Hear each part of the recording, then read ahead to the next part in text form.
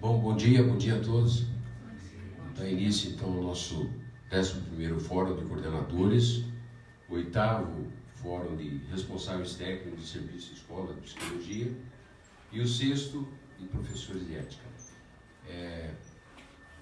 Queria agradecer a presença do Paulo, que está vindo aqui gentilmente aí da nossa PUC de São Paulo, a Ludiana, nossa conselheira aqui também, e eu vou começar exatamente apresentando. Nós vamos ter uma mesa de colocação de um assunto que eu acho que é extremamente importante para todos nós, que é o entendimento e a compreensão, ou pelo menos a análise crítica nossa, em relação ao aspecto da liberação da psicologia online, para que nós, formadores, possamos pensar um pouquinho juntos e a gente possa criar aí uma ideia, enfim, uma discussão, um pensamento de que formato a gente pode tomar dentro da linha de formação para os nossos alunos, dentro desse assunto que é um assunto hoje realmente colocado para todo mundo.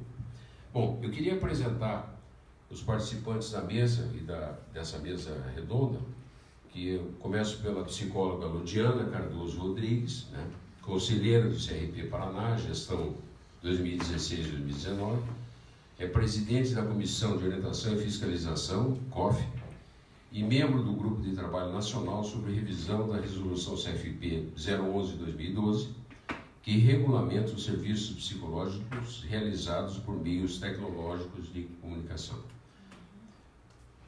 Comunicação à distância, desculpa.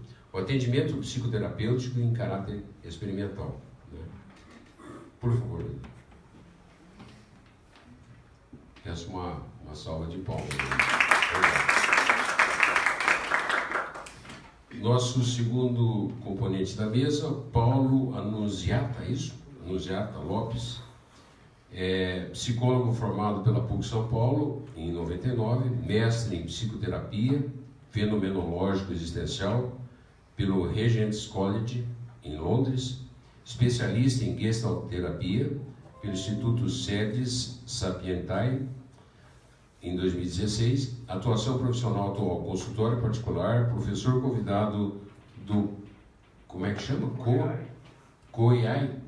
COGEAI, da PUC São Paulo, no curso Atendimento Online, Fundamentos e Possibilidades, e professor convidado do curso de especialização em Gestalt terapia do Instituto Sedis Sapientiae, psicólogo colaborador do Janus LabTIC, Laboratório de Estudos em Psicologia e Tecnologias da Informação e Comunicação.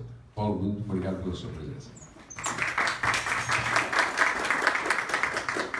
E temos uma outra psicóloga que é convidada, fez um vídeo e vai depois ser apresentado para todos, que é a psicóloga Laís Granema, psicóloga registrada no Conselho Regional de Psicologia de São Paulo, fez mestrado em Psicologia Social na Universidade de Brasília, pesquisando sobre as experiências de paternidade e maternidade de brasileiros morando no exterior.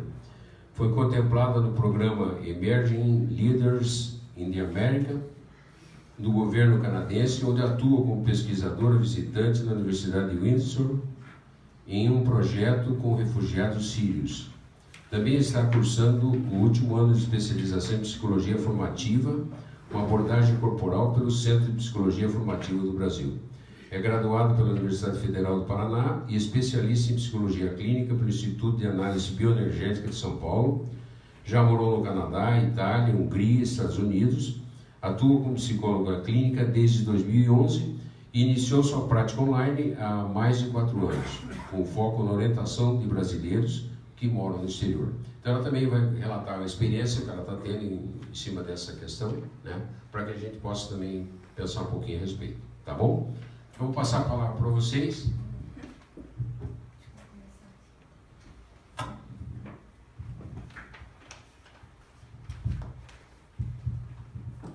Bom dia a todos e a todas, eu vou começar falando a respeito das questões éticas no atendimento online, porque eu vou fazer uma questão histórica, como começou a discutir isso dentro do sistema conselhos, para a gente poder compreender algumas coisas, daí o Paulo também vai continuar a respeito de outras questões relacionadas ao atendimento online.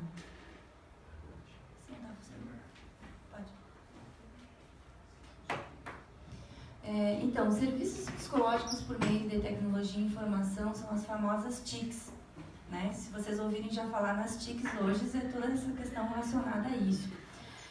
Começou a ser discutido no Conselho Federal desde 1990, então não é uma coisa que começou agora, esse ano que o Conselho liberou atendimento online.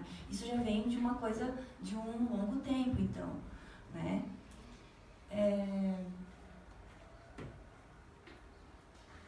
A gente começa a pensar que no ano de 2000 a gente teve a primeira resolução a respeito disso, né? E ela era uma questão de orientação psicológica por e-mail. Era uma questão de uma homepage que me remetia ao usuário para instruções de como usar o serviço com preceitos éticos, né? Então, era só questão de orientações, uma homepage, o profissional podia orientar, né, seus pacientes a respeito disso. Houve uma questão muito forte de resistência em relação a isso. Se hoje, que é 18 anos que a gente já passou dessa primeira resolução, ainda se tem uma resistência enorme, então quando surgiu essa questão de poder orientar por e-mail, também teve uma resistência muito grande, né? Porque ainda estava esse processo, muitas pessoas ainda nem tinham a questão do endereço eletrônico, como se utilizava isso, como era questões de sigilo. Depois veio a resolução 12 em 2005, né? E o atendimento psicoterapêutico ficou restrito à questão de pesquisa. E daí vocês sabem que pesquisa precisa passar por um comitê de ética, né? Tem toda uma questão, né, burocrática relacionada a isso. E ficou, né, com os pesquisadores, o pessoal trabalhando e verificando essa possibilidade desses atendimentos.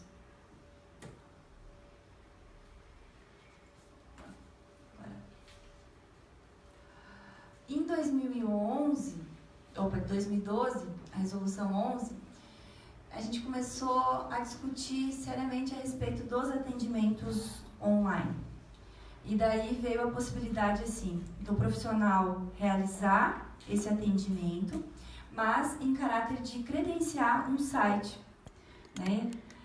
Se eu gostaria de fazer a orientação psicológica, eu entrava em contato com o Conselho Federal, cadastrava o meu site, uma comissão de credenciamento de sites avaliava essa, eu estou falando avalia, mas a gente ainda está em vigor até dia 11 de novembro com essa resolução, né? Então, a comissão de credenciamento de sites avaliava esse site, verificava se estava de acordo, né, com as orientações, não podia ter link para as redes sociais, tinha que ter uma série de normas, né? E esse profissional estava adequado para fazer o atendimento online. Mas o que era esse atendimento online? Apenas, né, orientações psicológicas restrita a 20 contatos ou sessões. Tá? Etapa preliminar de processos seletivos, aplicação de alguns testes aprovado pelo Conselho Federal de Psicologia, porque existem testes que podem ser utilizados, né, desde que aprovado pelo SADEPS.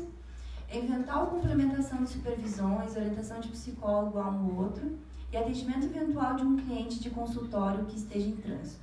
E aí a gente entra na principal crítica dessa resolução. Orientações psicológicas restrita a 20 contatos e sessões. Para a gente que faz parte da Comissão de Orientação e Fiscalização, isso era extremamente complicado. Como saber que esse profissional só realizou 20 contatos? O que é orientação psicológica e o que é psicoterapia online? Onde está a diferença dessas duas coisas? Quando eu estou dentro da psicoterapia presencial, eu faço orientações, isso não é psicoterapia? Então, isso teve uma questão muito grande de discussões embasadas. A gente também não conseguiu descobrir o motivo desse número, eu digo cabalístico, 20, né? Porque só 20 orientações. A gente sabia, os profissionais entravam em contato com a gente, isso não é suficiente, a gente precisa de mais tempo. E se estivesse fazendo mais tempo, estava fazendo uma infração ética, porque estava de desacordo com a resolução. E a gente sabe que o mundo virtual a gente não dá conta, né, de muitas coisas relacionadas a isso. E para a gente, dentro de um conselho, para fiscalizar, estava extremamente complicado isso. Aí começou a surgir, né, a possibilidade de renovar essa resolução, de verificar ela, né? A gente precisa, né, ter um conhecimento do que está sendo tratado. Foi montado esse GT Nacional, os CRs participantes fizeram, né, encontro com os profissionais que fazem o atendimento online para, né, ter conhecimento do que estava sendo discutido, de quais eram as suas dificuldades, quais eram as suas né, as expectativas em relação a esse atendimento. A gente tinha muita situação relacionada ao site, né, que o profissional tinha um custo com esse site, modificava, fazia tudo. A gente teve muitas situações de aprovar o site e ele ter o selo, dali um mês o profissional modificar totalmente.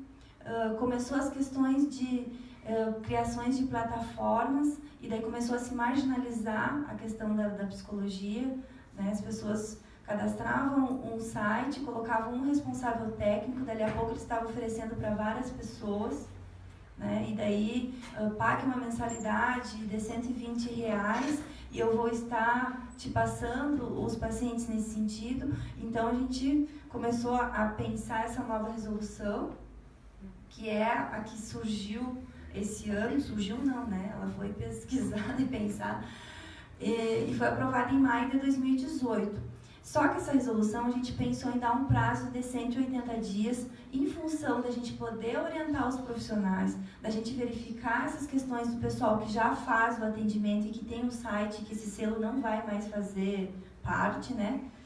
Então, essa resolução atual ela está embasada no fato de que o profissional da psicologia será o responsável pleno pela adequação e pertinência dos métodos e técnicas na prestação de serviço, não havendo necessidade de vinculação a um website, que é um site. Aí começou vários questionamentos. Nossa, mas agora abriu geral, então pode ser feito de qualquer coisa. De qualquer coisa que a gente fala é a questão de plataforma.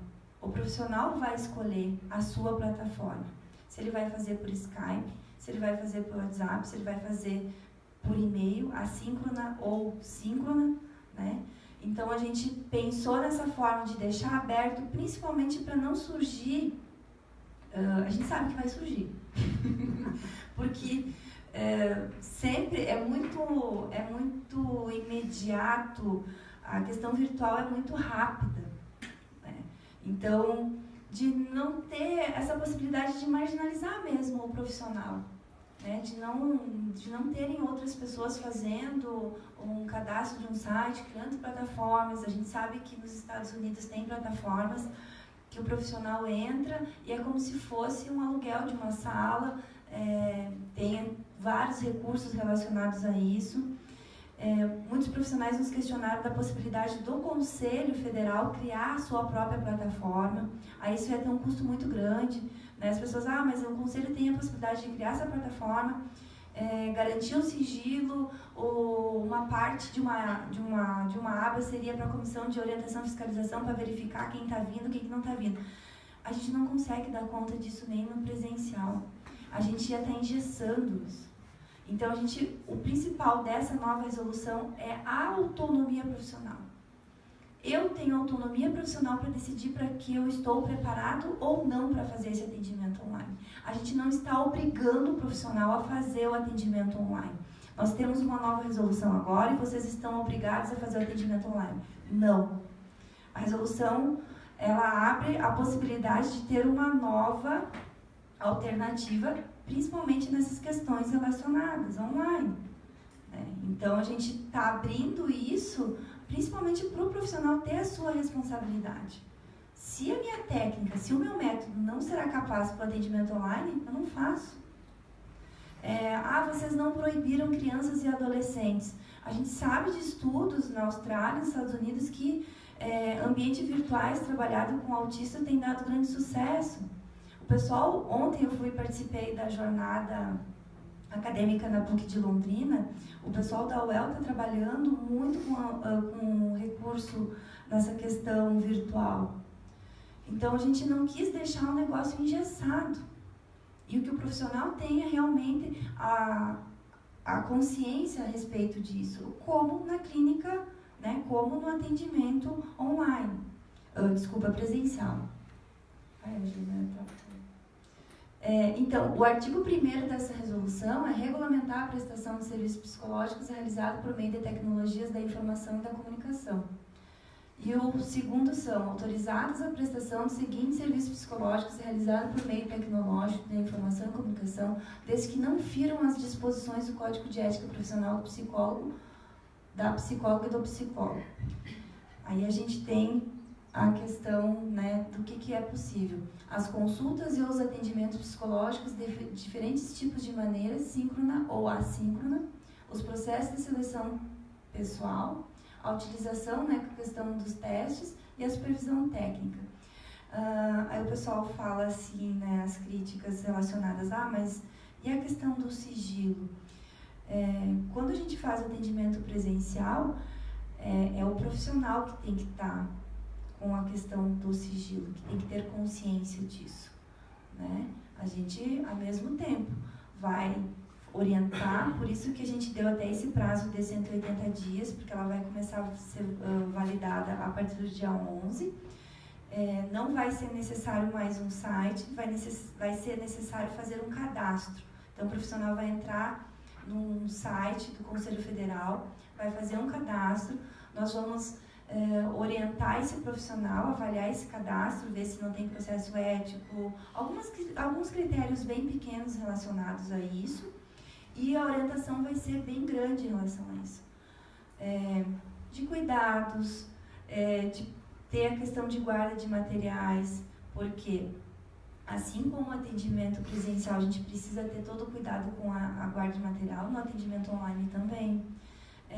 A gente vai orientar, não está na resolução, mas é recomendado que se tenha uma assinatura digital, porque vai ser necessário fazer atestados, declarações, né? Então, encaminha por PDF com atendimento, com uma assinatura digital. Não vai ser necessário encaminhar por correio. Se acha que vai ser possível pelo correio, ok, mas já está ali naquele e-mail, por que não encaminhar de uma forma mais rápida, né? É vedado o atendimento em situações de grupos de emergências e desastres, né? E é vedado o atendimento de violação de direitos, né? Se eu começar o atendimento e vir uma questão relacionada a atendimento de direitos, esse profissional vai ter que ter capacidade técnica, né, para fazer o encaminhamento. Não, agora você precisa fazer o atendimento presencial, vai ter que saber lidar com isso, encaminhar para a rede de proteção, fazer os encaminhamentos necessários. Então, isso a gente vai orientar bastante também. Antes de assumir esse atendimento online, eu preciso ter claro do que eu posso fazer, do que eu não posso fazer. O profissional, ele tem que se dar conta que ele vai estar bastante vulnerável. Quando vem bastante questões relacionadas à ética profissional e que chegam na comissão de ética, a minha fala, dentro do setting terapêutico, é a minha fala contra a fala do paciente. E dentro desses ambientes, o paciente pode gravar, acho que eu vou deixar até para o Paulo entrar nessas questões, né? Pode gravar, pode printar, ele vai vir com provas, materiais muito fortes. Então, a gente tem que ter bastante consciência nisso. Vai ser bom, vai ser ótimo, porque o conselho, ele protege a sociedade dos maus psicólogos. Então, a gente vai ter uma materialidade maior. Não vai ser uma coisa muito fácil de se fazer. Então, tem que ter todos os cuidados. A pessoa, atendimento online, vou sair já fazendo atendimento online. Tem que ter um cuidado, tem que se estudar, tem que verificar o que é possível. E é isso que a gente quer chamar atenção para as pessoas. Vai acabar o atendimento presencial? Gente, não vai acabar o atendimento presencial. Assim como os livros não acabaram depois que os e-books vieram. Nós somos uma classe que tem bastante resistências com as tecnologias. O pessoal tem trabalhado bastante com os aplicativos. Ontem eu né, que eu tive conhecimento na Noel, bastante questão dos aplicativos na cognitiva, que, né, questão dos sintomas, que conseguem fazer os pensamentos automáticos. Eu achei fantástico, assim, apesar, né, de ser da psicanálise. Então, da gente poder estar agregando essas coisas, da gente poder estar agregando a realidade virtual. A gente sabe que um atendimento presencial, a elaboração de um documento, a gente causa danos muito graves se a gente não fizer alguma coisa adequada. E a gente tem que estar pensando muito sério nisso. Deixa eu só... Esse aqui eu coloquei para vocês para a gente só ver, tá um pouco pequenininho. Então, a gente começou em 2000, 2005, 2012 e 2018. E existe grandes chances disso aqui mudar, né? O que era possível, né? Em 2000, só a questão de e-mail. Em 2005, só a pesquisa. Em 2012, com o site. E em 2018, a possibilidade da autonomia profissional em relação ao atendimento online. Gente, ser bem sincera com vocês, existe muita gente já fazendo atendimento online, sem que a gente saiba, tá? Vai ser criada plataformas, vão criar outras, vão criar. O Conselho vai dar conta disso, a gente não vai dar conta disso. A gente, na verdade, essa resolução, ela veio para a gente regulamentar isso e poder orientar de uma forma mais adequada esses profissionais. Vai ser possível fazer atendimento de profissionais, de pacientes que estão fora do país? Sim, vai ser possível. Eu, enquanto psicóloga, vou poder fazer atendimento fora do país? A gente tem uma política de orientação e fiscalização. A gente tem uma legislação brasileira, né? E esse profissional ele vai ter que estar dentro do Brasil. Ele vai ter que ser fiscalizado dentro do Brasil. Ah, mas então, se eu fizer o cadastro, eu tenho que estar trabalhando dentro do território brasileiro. Sim. Ah, mas vai ter psicólogos que vão fazer o cadastro e vão para fora do Brasil ficar 6 meses, depois vão voltar e vão continuar fazendo atendimento. Aí isso vai entrar dentro das questões éticas dele. A gente não vai ter como se dar conta disso tudo, né? Tem questões importantes relacionadas ao marco inicial da internet. Não é marco inicial, é marco civil. Não sei de onde eu tirei o marco inicial. Marco civil da internet, que fala que tem a possibilidade de conseguir, né, os IPs e coisa e tal. Se chegar alguma questão para a gente na COF de que precisa ser fiscalizado, nós vamos precisar entrar em contato, vamos ter que ir até o local de trabalho. E onde é que o local de trabalho? Provavelmente vai ser a casa dele. A gente vai orientar também que se vai fazer o atendimento, né, que se faça dentro de um local adequado, né, que não tenha interferências. Não vai poder atender o paciente com o marido assistindo televisão no canto e os cachorros passando. Então a gente vai precisar orientar algumas coisas relacionadas a isso. Ah, mas se o paciente quiser atender e outras pessoas vão estar escondidas escutando, paciência, né? Eu vou estar com o meu contrato, com o meu paciente ali na frente, né? Se outras pessoas vão estar escutando, né, a gente já vai estar abarcando outras coisas, né? Então, era isso que eu tinha para apresentar para vocês, que é mais a questão histórica dessas discussões dentro do Conselho. A gente não para de discutir isso também, né? Deixar o... Esse aqui é só as questões de contato da comissão ali. E passar para o Paulo, então.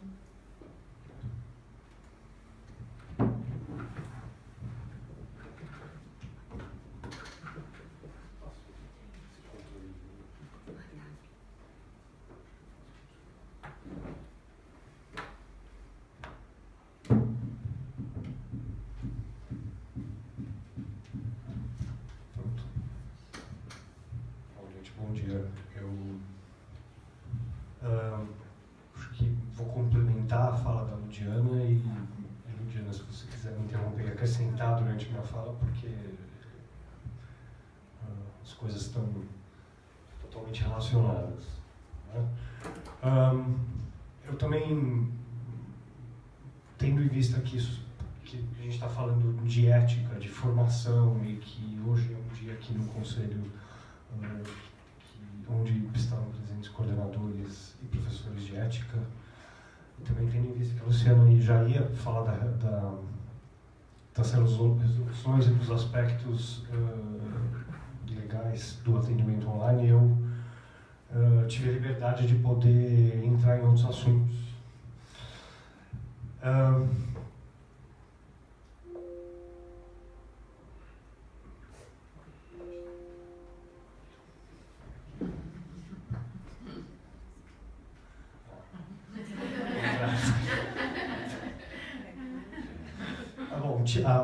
A Ludiana já falou que são tics, eu também vou usar o termo AOL, que é um termo antigo, mas que ajuda a não ter que ficar escrevendo tudo por extenso. Tá? AOL é atendimento online, qualquer tipo de atendimento. Eu estou partindo de algumas premissas. Então, essa é uma pergunta: por que é imprescindível que isso entre no currículo básico dos cursos de graduação de psicologia? Bom, em primeiro lugar, porque já acontece. E já acontece há muito tempo. E já acontece a despeito do conselho ou a despeito da legislação. Já acontece há muito tempo fora do país, legalmente. E já acontece há muito tempo no Brasil, legalmente e ilegalmente. Então, enquanto nós psicólogos ficamos nos debatendo se devemos permitir ou não devemos permitir, isso está acontecendo. Então não é mais uma questão de eu concordo ou eu discordo. É uma questão de o que fazemos, e eu concordo plenamente com a Ludiana, o que fazemos com isso que já ocorre. E nesse sentido, a resolução de 2018 do Conselho é muito bem-vinda, porque ela dá a chance, ela abre a chance da gente discutir, ela faz com que a gente admita, isso está aí, é fato, então vamos regulamentar, vamos conversar sobre, né? E também a resolução acaba com alguns problemas da resolução anterior. Né? Exemplos também que a Ludiana já comentou. Bom, nenhuma resolução é perfeita, gente, nem atual, nem a de 2012, mas, por exemplo, né, o que é orientação psicológica e o que é psicoterapia?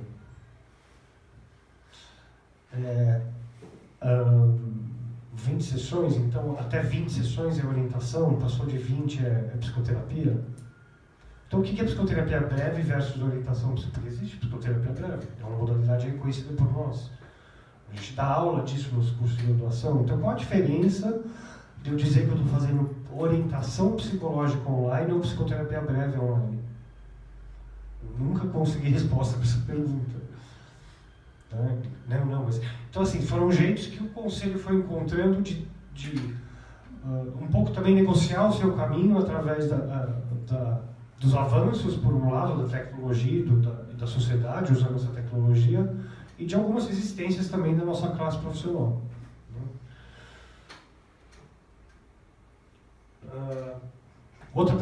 Outra questão importante, na minha fala também, parte disso, é que esse serviço ele pode derivar do serviço prestado de modo presencial, mas de maneira alguma ele é idêntico.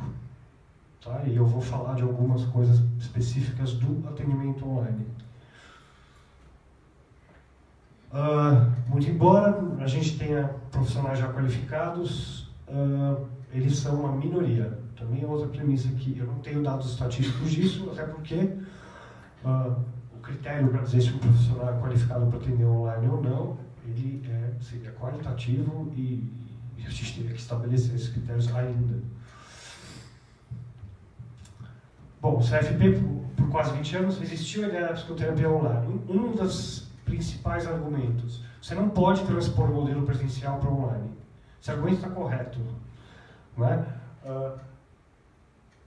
Mas, muito embora o argumento tenha fundamento, muito pouco foi feito para incentivar o ensino e a pesquisa nessa área. Então, por isso que eu falo, a gente está correndo atrás do rabo agora, né? Ele está correndo atrás de um certo prejuízo. Porque esse argumento, que foi visto por muita gente como um argumento conservador, ele tem sentido, mas ele teria sentido se você falasse: olha, não dá, a gente não pode simplesmente transpor o modelo presencial, então vamos estudar que modelo a gente pode propor para o atendimento online. A segunda parte disso nunca foi feita, ou não é que nunca foi feita, ela foi feita, mas principalmente fora do Brasil, ou dentro do Brasil, por iniciativa individual de pesquisadores interessados no tema. Né?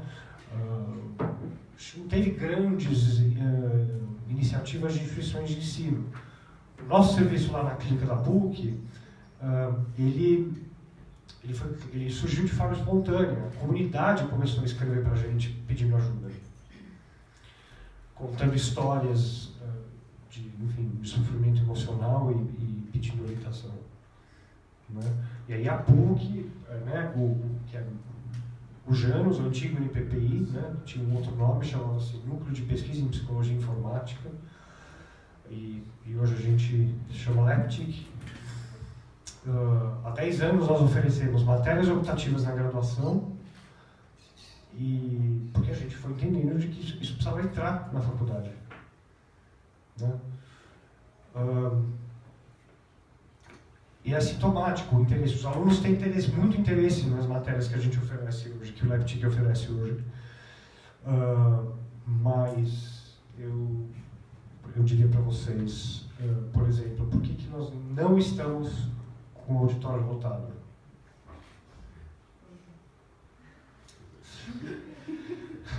Não é verdade. Isso é sintomático da nossa classe profissional, do interesse que ela tem ou da resistência que ela tem nesse tipo de assunto.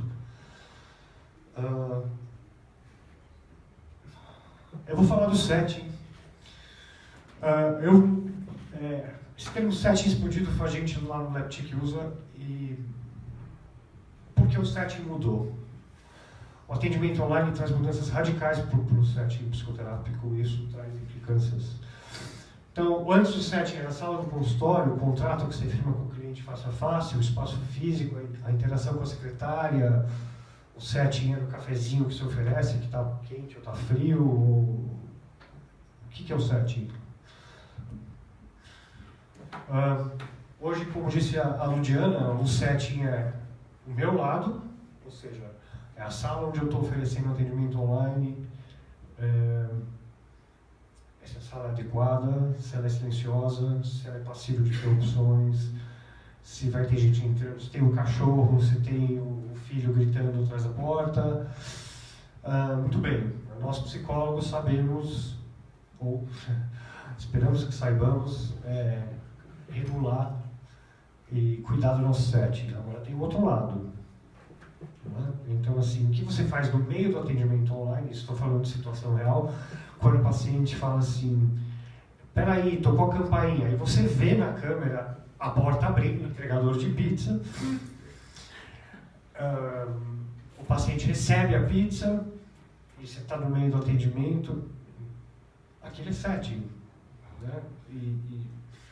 Ou o cachorro, ou tem uma criança, você fala, olha, essa criança, não, mas ela é criança, 2 anos só, ela não entende. Né? Ou outra situação real também, né, da nossa experiência, o paciente está no quarto, mas ele fala, olha, minha mãe está deitada na sala e dá para ouvir, eu posso digitar? Então, assim, a gente não tem como disse a Ludiana, a gente não tem como garantir 100% que a pessoa está cuidando de modo perfeito, ou que ela tem condição de ter um setting, entre aspas, perfeito. Mas o que a gente pode fazer é orientar, solicitar, e isso deve estar no contrato. Eu vou falar disso também.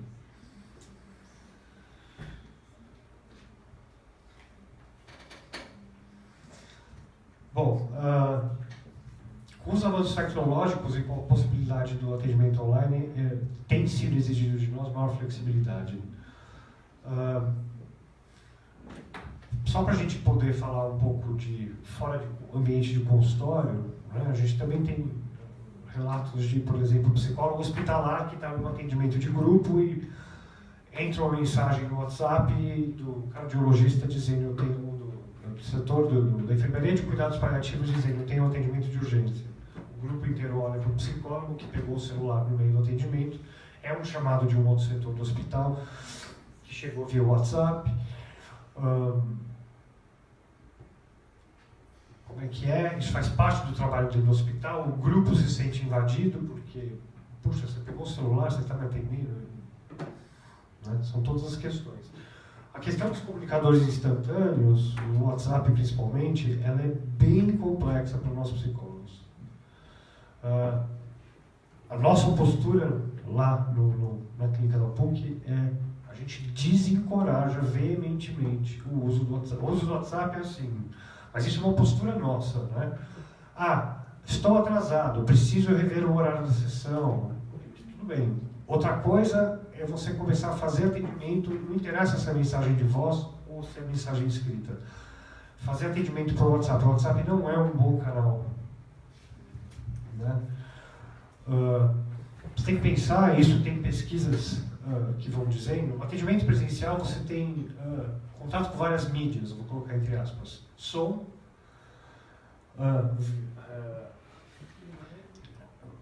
visão, né? Visão, audição, e você tem toda a sua percepção sensorial e a percepção de campo, como se diz na Gestalt. Na medida em que você vai trabalhando com outras mídias, dependendo da mídia, você vai cortando esses canais. Então, o WhatsApp escrito, você só tem texto. Ou o e-mail, você só tem texto. A chance de você ou o cliente serem mal interpretados é enorme. Ela aumenta, né? Se a gente é mal interpretado falando face a face, quanto mais você vai retirando isso, maior a chance de dar boi na linha, né? Então, eu vou atender, mas vou atender só com áudio. Muito bem. É igual atender com áudio e vídeo? Não. É mais limitado, né? Bem rapidinho, assim, acho que a questão do WhatsApp a gente sempre orienta também para os profissionais que sejam essas questões pontuais. Estou atrasado, ok, papo. Se o profissional não tiver capacidade para dar o limite ali, o paciente vai indo, e vai indo. E aí a gente também tem umas situações que já ocorreram, que já veio para a gente de plintar. Tem que ter um cuidado muito grande, às vezes a gente se atrapalha, a gente não manda foto enganado para alguém, coisa e tal. Então já houve situações de encaminhar um meme, uma foto que era para um grupo de família e encaminhou para o paciente não entendeu, aquilo foi uma coisa totalmente errada. Então tem que ter todo um cuidado muito grande com essas coisas quando não está relacionado a todas essas questões sensoriais, né? Porque a compreensão do paciente é a que está ali, a escrita, né? Exato.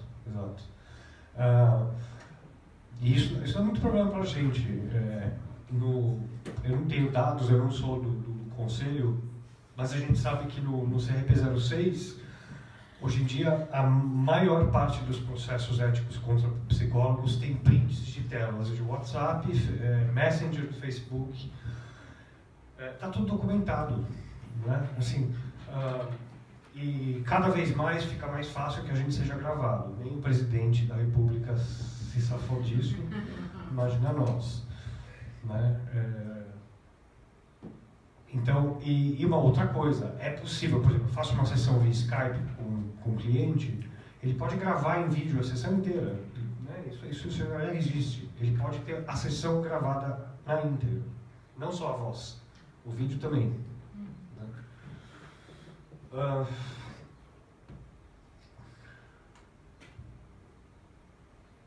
Bom, a questão é qual é o limite da relação terapêutica, né? Quais são as fronteiras. O espaço pessoal do psicólogo, como a Ludiana disse, e o espaço profissional, eles ficam muito mais próximos. A chance de você mandar uma foto errada no WhatsApp do paciente é grande. Antes não existia isso, né? Ou como eu me exponho nas redes sociais. Eu, Paulo, psicólogo, vou lá, monto minha página, me coloco, tive minhas férias no Tahiti, né? Quem me dera, nunca fui. O paciente chega e fala, tá bem, hein? Né? Isso não acontecia antes. O paciente nem sabia para onde eu tinha ido nas férias, né? A questão de eu responder para ele se ele me perguntasse ou não é outra história, mas então, a gente tem pessoas, por exemplo, que já estão ensinando psicólogos a como se comportar nas redes sociais. Né? A gente tem um caso de um colega antigo lá do extinto LPPI, que na época do Orkut, que é pré-Facebook, se inscrevia em grupos de lazer e um paciente uma vez entrou na sessão e sentou e falou, você gosta disso. Né? Então, esses limites estão muito mais tênues. Bom, maior exposição na vida de profissionais e de clientes. Então o psicólogo vai lá e entra na página do Facebook do cliente. É adequado isso, gente? Não, não é. O cliente deu autorização. Primeiro, você pode, mesmo com a autorização do cliente, você pode questionar. Isso faz parte da técnica clínica. Entrar na página do Facebook do cliente, ficar fuçando fotos dos amigos. Olha, esse aqui é o Ricardinho, o melhor amigo do meu cliente. A cara dele, imaginava ele totalmente diferente. Isso faz parte da técnica clínica. Você tem autorização do seu cliente para fazer isso?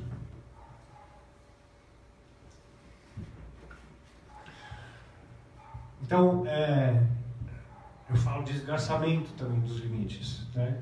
Isso não é necessariamente ruim, gente. A questão é que se a gente não olhar e perceber que isso está acontecendo, esses limites vão ser transpassados de forma pouco profissional e pouco ética. Bom, mesmo que hoje em dia, quando a gente fale de atendimento online, a gente não esteja mais falando, na maioria das vezes, de atendimento por e-mail, de trocas de e-mails, a comunicação escrita, com a coisa do WhatsApp, por exemplo, para comunicar mudança de horário de sessão e tal, ou se eu vou atender online, eu me cadastro no conselho, e eu começo a atender online, muitas vezes o contato inicial é por e-mail. Então, assim, qual é a minha habilidade com o texto escrito? Essa é uma questão. Eu posso ser muito bom na fala, mas eu posso ter um português ruim, ou eu posso me expressar mal na palavra escrita, né? A gente atendeu muitos anos só via e-mail lá na clínica da PUC, o atendimento online. Primeiro porque a tecnologia ainda não permitia, pouca gente tinha vídeo, o vídeo era muito ruim, a conexão era muito fraca, não segurava o vídeo. O e-mail era o canal. E a gente aprendeu a duras penas que a qualidade do atendimento dependia da qualidade da escrita do terapeuta, a qualidade do atendimento também dependia da qualidade da escrita do usuário do serviço. Né? Eu não trouxe aqui, mas assim, a gente recebia e-mails que não tinham pontuação, era tudo em maiúscula, um texto enorme, sem um ponto e uma vírgula. Você tinha que ler o texto que você ficava decifrando o que a pessoa estava tentando te comunicar. Né? Ou mesmo, psicólogos que respondiam e você tinha que ir lá corrigir, porque o raciocínio clínico do cara ao fazer orientação estava comprometido pela capacidade dele de escrita. Tudo bem, nós não estamos mais fazendo muito atendimento por e-mail, né? Hoje em dia já falamos direto de Skype, Google Hangouts ou plataformas de aplicativos de celular, mas a gente ainda tem que pensar como é que a gente se comunica por escrito, porque fatalmente alguma outra comunicação vai acontecer por esse meio.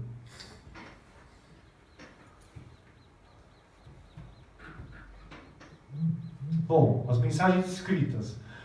Conteúdo sobre horário de consulta.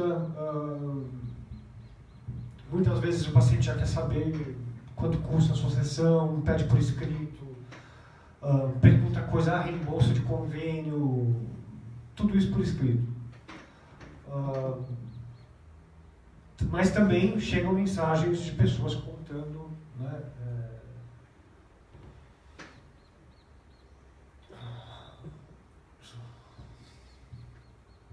vou dar um exemplo. Eu tenho uma paciente presencial minha que estava em férias e foi viajar para outro estado para ver a família.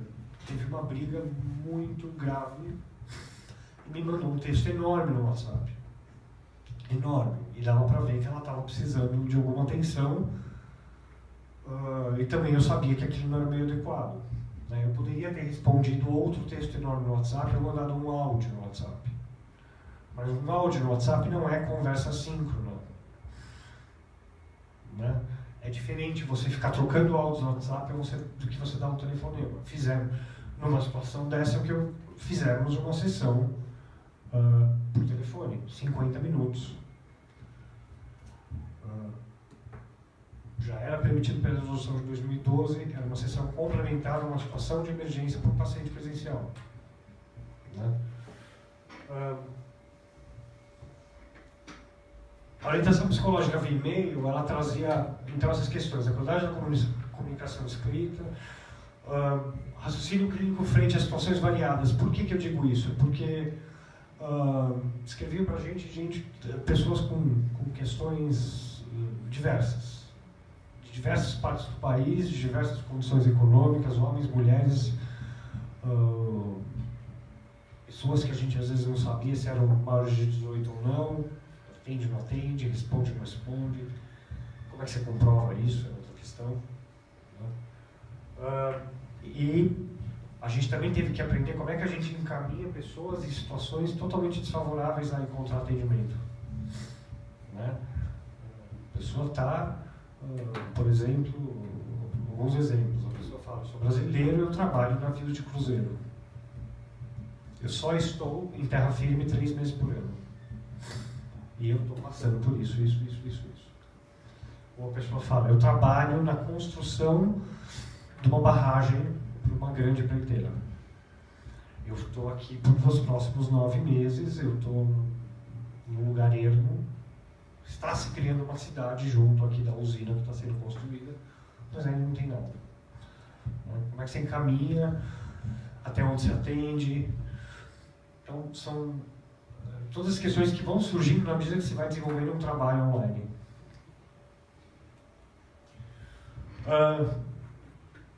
Vamos lá, falando de novo do SET. São agora no mínimo 2 locais físicos de consulta. A sala onde o psicólogo atende e a sala onde o paciente é atendido.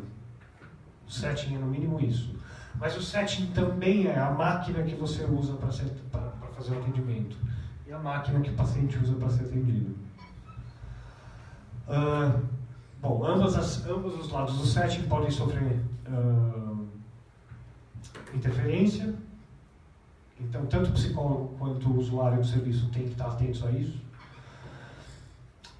E a rede utilizada deve impreterivelmente ser particular. Gente, não dá para atender alguém que está no Starbucks.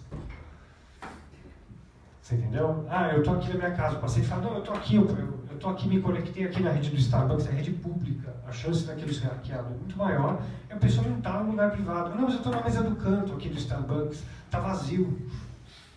Eu estou com fone de ouvido.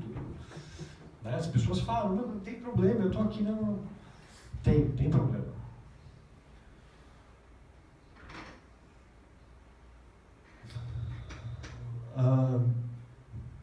Aquilo que a gente estava falando, né? É possível escutar a conversa da sala ao lado? Animais de estimação, a campainha pode tocar o caso do entregador de pizza que a gente falou.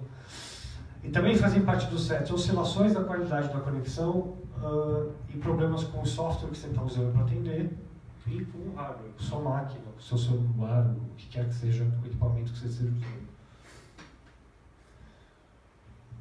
usando. Aqui eu coloquei a questão dos processos do conselho. Também já é possível fazer as gravações na íntegra, né, das sessões, mas isso acontece presencialmente. Você pode levar o gravadorzinho no bolso e gravar a sessão que ela fez com você. É tão diferente assim? Mas só porque a gente saiba que isso já acontece no ambiente online também. Questão da confidencialidade. O registro agora não é só nosso. Fica registrado, a gente estava conversando aí, fica registrado na minha máquina, na máquina da pessoa, e às vezes vai saber uma nuvem qualquer. E aí, né? O computador é usado pela paciente e pelo marido. A paciente não tem uma habilidade técnica com o computador para saber onde aquilo foi registrado, como apagar o registro. O marido vai, intencionalmente ou não, bater de cara com o registro da sessão. E aí? Esse é um outro motivo, por exemplo, a gente desencoraja atendimento no Skype via chat escrito, porque você pode ficar digitando, conversando e digitando com o cliente. A gente desencoraja. Tudo pode ser gravado, chat escrito, vídeo, mas a gente acha que não só a escrita é um meio mais pobre de comunicação e mais passível de má interpretação, como ela fica... É uma sessão transcrita pronta.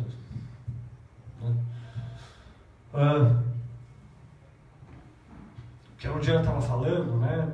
O psicólogo vai ter que ter critério para saber as minhas habilidades, minha abordagem, meu instrumental é suficiente para atender online, ou pode ser adequado ao atendimento online.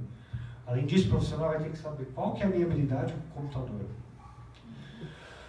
Se o profissional não tem habilidade com o computador nenhuma para saber onde as coisas estão registradas, como deletar um histórico, como atualizar um antivírus,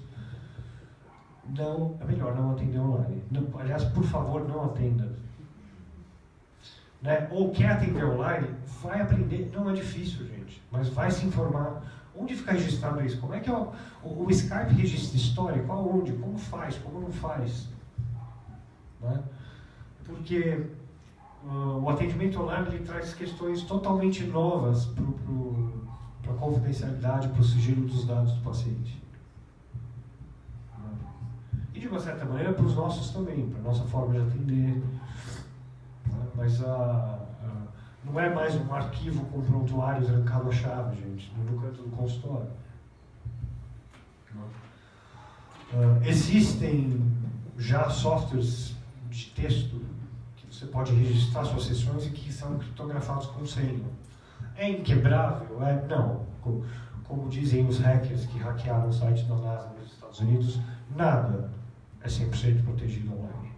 Não existe. Então a gente também tem que saber disso. A gente nunca vai estar 100% protegido, mas a gente pode fazer de tudo para estar. Uma outra coisa que a gente coloca como um aspecto ético do atendimento online: você vai atender online, você vai informar o paciente, o usuário do seu serviço, antes do atendimento, de quais são os riscos e de que ele tem a obrigação. Isso é contrato. Outra questão de contrato. Ele tem que se comprometer a cuidar do setting, e isso inclui, por exemplo, manter um antivírus atualizado na máquina dele.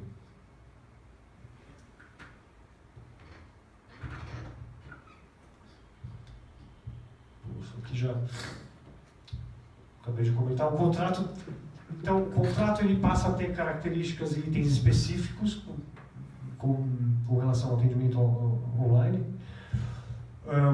A gente lá no Janus, lá na clínica da PUC, a gente está elaborando um contrato escrito, e cada vez que a gente olha esse contrato para passar para um paciente que está pedindo atendimento para a gente reformula. Sempre surge uma coisa nova. Putz, e se acontecer isso? Coloca no contrato. O contrato começou com 5 itens, agora está com 9. Né? A gente está aprendendo também.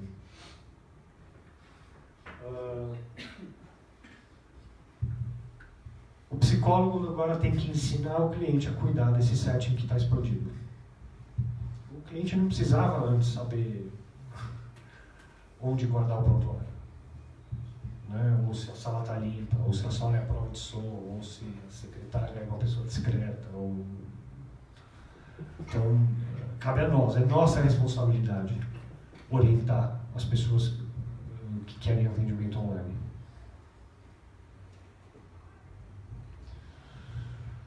Então, possíveis itens do contrato do atendimento online: esclarecer por quais mídias a comunicação com o usuário será feita. Então, olha, WhatsApp só para falar de horário de sessão, por exemplo. Qualquer outra coisa a gente vai falar por telefone ou por Skype. Isso evita distorção, gente. Né? Isso evita problema. Tanto que, vou dar um exemplo, né? Eu tenho alguns pacientes presenciais que dão risada comigo porque eles vêm contar de brigas que eles estão tendo com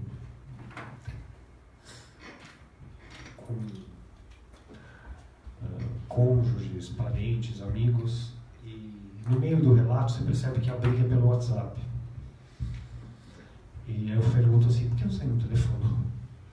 Mas a pessoa ficou olhando assim para mim com cara de susto, porque criou-se uma nova etiqueta. Não é? Telefonar é íntimo, é invasivo demais agora. Você tem que mandar um WhatsApp pedindo autorização para: será que eu poderia te telefonar? Né? Então as pessoas não se telefonam mais. Mas isso abre um caminho para distorção, porque é só texto escrito. Eu posso interpretar mal o que você escreve, eu posso escrever mal, eu posso ler mal. A outra questão que eu queria colocar é: qual que é o modelo de negócio? Se a questão do atendimento online traz questões para o nosso modelo de negócio. O que eu quero dizer com isso? A gente está 100 anos cobrando por sessão, ou, né, no caso do institucional, nós temos o salário, CLT, bonitinho. Né? Ou trabalhamos para uma fundação, mas que também paga um salário mensal. Mas no caso de atendimento online, a gente continua cobrando por sessão. Né? Todas as comunicações que as pessoas fazem extra sessão, a gente não cobra, é nosso tempo também. Né? Tinha um professor que falava, eu não venho no meu diploma, no meu conhecimento de psicologia, ele falava, eu venho no meu tempo, a minha disponibilidade. Em alguns países está se cobrando por minuto.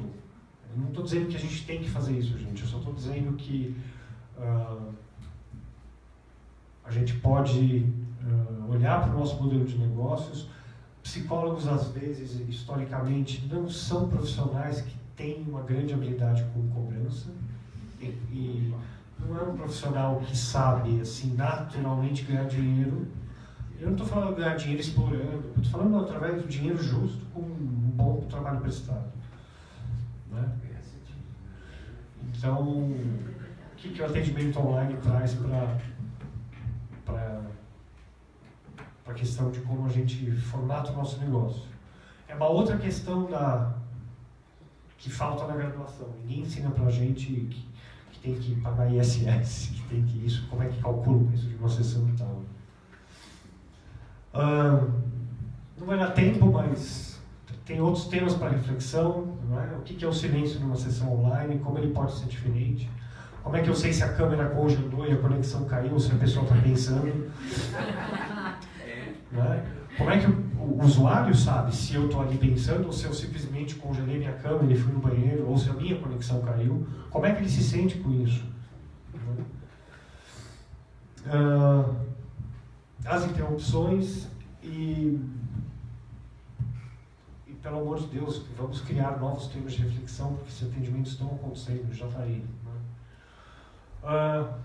Bom, e aqui, gente, assim, demoramos já para concluir um atendimento online na graduação. Não conheço uma faculdade, na PUC também não, nenhuma faculdade de psicologia que tem como matéria obrigatória qualquer coisa sobre atendimento online, gente.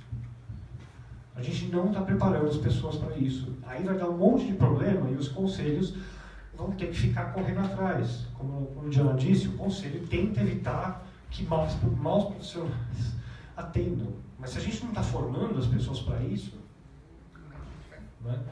E é impossível fiscalizar a internet, gente, é muito grande. É impossível fiscalizar tudo. Então, cadê os professores para ensinarem isso? Cadê a vontade das universidades de incluir isso em seu currículo? Né? Nós estamos há 10 anos na PUC tentando cavar um lugar. E mesmo lá, e a PUC gosta, né, assim, do fato da gente ter sido pioneiro em algumas coisas em relação ao atendimento online e tal, mas não está no currículo. Né?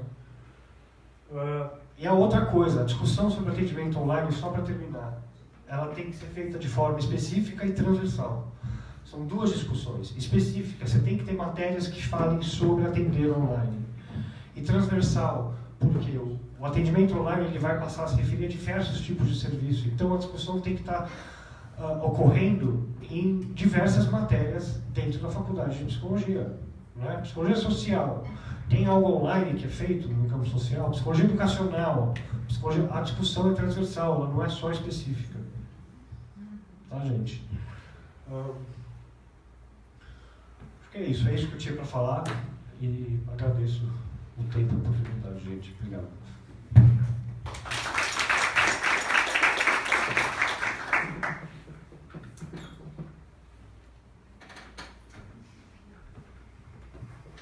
A gente vai passar o vídeo agora da outra psicóloga. Oi, bom dia. Meu nome é Laís, eu sou psicóloga e eu vou falar com vocês hoje sobre psicologia clínica e tecnologia. Para dar um contexto de quem eu sou, eu me formei em psicologia pela Federal do Paraná no final de 2010. Logo depois disso, eu iniciei uma especialização de 4 anos em psicologia clínica na abordagem corporal em São Paulo.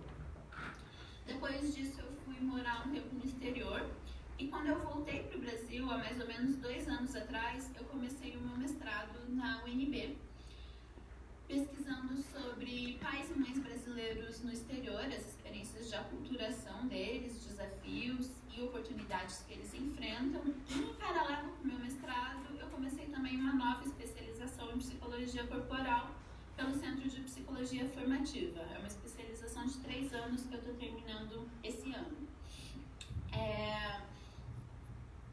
E por que eu estou falando hoje, né, à distância com vocês? Não estou aí pessoalmente, nem posso fazer essa conversa online, ao vivo. Eu estou fazendo uma parte do meu mestrado na Universidade de Windsor, no Canadá. E na cidade que eu estou agora, a gente está com uma diferença de fuso horário de 4 horas. Eu estou na costa oeste do Canadá nessa semana, então que é 9 da manhã para vocês aí, é 5 da manhã para mim por aqui. Então por isso vocês têm essa gravação. E um fato curioso, que eu estou no Canadá agora, há mais ou menos 14 anos atrás, foi a primeira vez que eu fui para fora do país. Em 2004, eu estava no ensino médio ainda, fui fazer um intercâmbio. E, pelo que vocês podem ver na foto ali em cima, esse era o tipo de computador que a gente usava naquela época.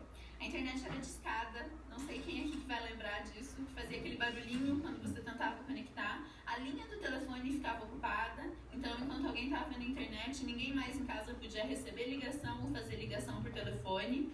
A velocidade era super lenta para baixar um filme, uma música, uma foto, demorava muito tempo. E tudo era bem mais limitado. E numa janela de 10 anos, que foi quando eu comecei a fazer orientação psicológica online em 2014, muita coisa mudou. A gente já tinha uma boa internet a cabo, que não ocupava a linha do telefone, laptop era acessível, não era mais aqueles computadores gigantes que ocupavam um espação em casa. Smartphone virou uma realidade acessível para muita gente, então você não depende mais de ter um computador em casa para conseguir se comunicar com alguém, ou seja, é uma diferença enorme. E contextualizando isso, eu queria falar um pouquinho da minha trajetória então para vocês, a minha trajetória como psicóloga e como que eu fui parar nessa história de fazer orientação psicológica online. Quando eu me formei em 2010, eu me mudei para São Paulo, né? Como eu comentei, eu comecei uma pós-graduação lá. E eu abri um consultório presencial em São Paulo, da maneira que eu fui treinada durante a graduação. Eu não usava tecnologia dentro do consultório, mas eu já usava muita tecnologia fora do consultório. Eu vou dar alguns exemplos para vocês nos próximos slides. Além disso, durante a graduação eu me envolvi em uma ONG que trazia intercambistas de fora do Brasil para passar um tempo, fazer um estágio no Brasil e mandava brasileiros para fora também. Através dessa organização, eu fui passar um tempo na Hungria, onde eu trabalhei com refugiados. E eu também me envolvi muito no tema de expatriados com pesquisa acadêmica. Então, desde a graduação, a minha pesquisa foi sobre esse tema. E vocês já vão ver como que essas coisas vão se conectar, porque nessa época, logo depois de formada, estava tudo muito diferenciado. Eu tinha um consultório, era uma coisa, eu usava muita tecnologia na minha vida, em outras atividades profissionais, e eu tinha essa experiência de trabalho com intercambistas, refugiados e muita pesquisa com expatriados. Mas essas 3 coisas não se conectavam. Só para ilustrar, essas 2 fotos são dos meus 2 consultórios presenciais. O primeiro, na esquerda, foi logo depois que eu formei, eu alugava por hora ainda. E o segundo, na direita, foi o consultório que eu atendi por mais de 3 anos no bairro de Perdizes, em São Paulo. E eu falei um pouquinho que eu ia ilustrar, né, como que a tecnologia estava presente na minha vida fora do consultório. Então, na foto da esquerda, em cima, era uma outra atividade que eu desenvolvia com recursos humanos e eventos num escritório de coworking que está presente em várias cidades do mundo. E a gente colaborava muito. Então, várias cidades diferentes, às vezes, tinham o mesmo projeto ou rodavam o mesmo tipo de programas. E a gente usava muito reunião por Skype, reunião por Hangouts para se comunicar, já que, né, a gente estava presente em tantas cidades diferentes. Nem sempre era viável fazer encontros presenciais para discutir as coisas. ou esses encontros demoravam muito, porque eles eram anuais. À direita, em cima, é uma aula que eu tive ano passado de pós-graduação com um professor americano que estava dando aula pra gente no Brasil, também através da tecnologia, uma videoconferência online. E embaixo é um exemplo da minha vida pessoal. As minhas amigas de infância, a gente sempre faz um amigo secreto no fim de ano, todo ano. E no ano que essa foto foi tirada, eu tava morando fora, então eu tô ali no meio. Eu sou a pessoa que tá a foto dentro do iPad. Eu participei do encontro de fim de ano com elas por Skype. Então, né, eu já tinha muita familiaridade com o uso de tecnologia, mas ela estava em outros aspectos da minha vida e não me passava pela cabeça usá-la no consultório. Até que surgiu uma demanda. Em 2013, uma brasileira que morava fora perguntou se eu fazia atendimento online, se eu oferecia orientação online para brasileiros. E eu falei que não, e questionei por que ela não buscava alguém presencialmente onde ela estava. E aí ela me explicou um pouco mais do caso dela e por que ela estava buscando alguém online. Ela falou que ela já tinha tentado ser atendida por um profissional local, que não tinha brasileiros na cidade onde ela estava, para que pudessem atendê-la, e que com a pessoa do local não foi a experiência que ela estava buscando. Primeiro, pela dificuldade da língua, que dificultava um pouco a comunicação, e segundo, porque as diferenças culturais eram muito grandes. E me pareceu uma demanda muito legítima, que ela realmente gostaria de trabalhar, mesmo que fosse, né, um trabalho mais curto e mais focado, para atender aquela demanda que ela estava tendo, à distância, com alguém que pudesse entendê-la culturalmente e falar a mesma língua que ela. E com isso eu comecei a estudar um pouco.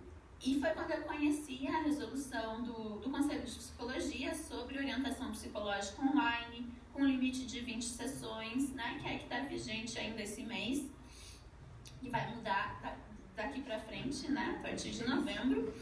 E eu estudei muito sobre isso.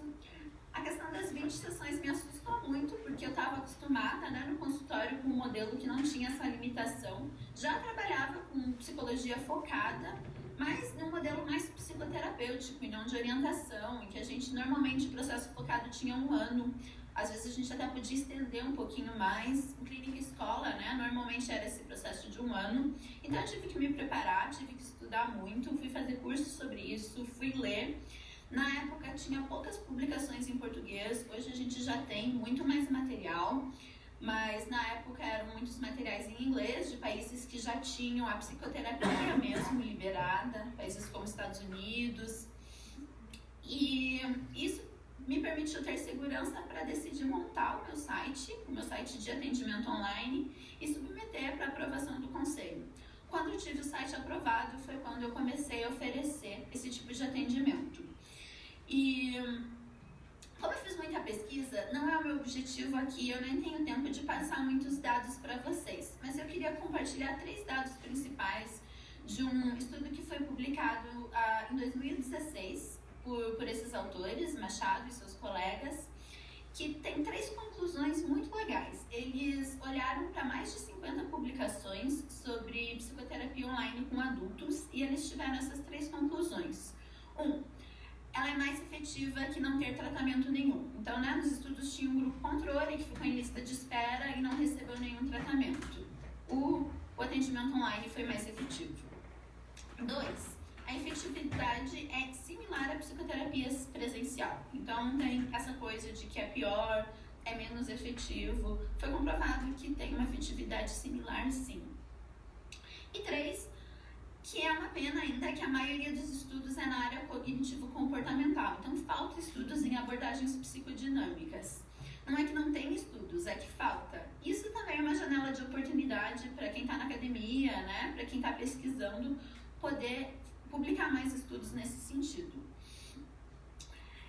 E aí, em vista disso, eu trago uma pergunta para vocês. Só quem atende online lida com tecnologia no dia a dia do consultório ou não? A gente tem que preparar essa nova geração aí de psicólogos que estão nas faculdades para lidar com a tecnologia, mesmo que eles não queiram atender online.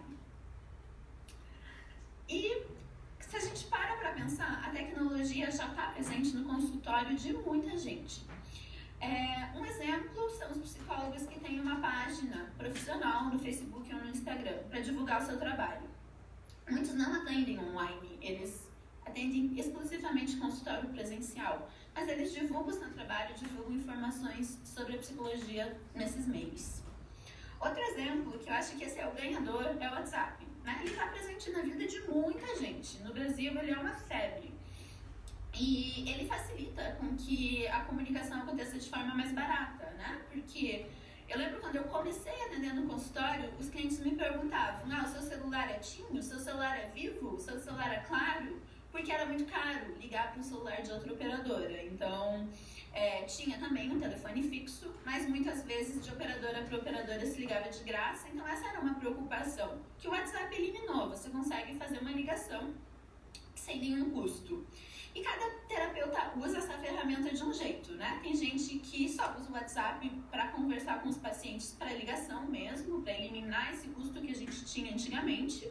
Tem gente que usa para mandar mensagem, sim, mensagem de texto, fazer remarcações de consulta, por exemplo, não atendimentos, né? Fazer só uma remarcação de consulta ou mandar uma mensagem, né? A gente manda mensagem pelo WhatsApp para avisar que está atrasado, por exemplo. Tem gente que não gosta de mensagem de texto, que prefere, que aceita mensagens, não só ligação, mas que combina com o cliente que as mensagens vão ser sempre de áudio. Tem várias formas, né, que cada profissional se sente à vontade para usar esse tipo de ferramenta, mas ela está presente aí para muita gente.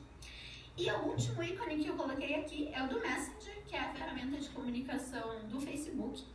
E eu coloquei aqui porque eu queria falar de uma questão que a gente precisa estar informado sobre como essas ferramentas funcionam.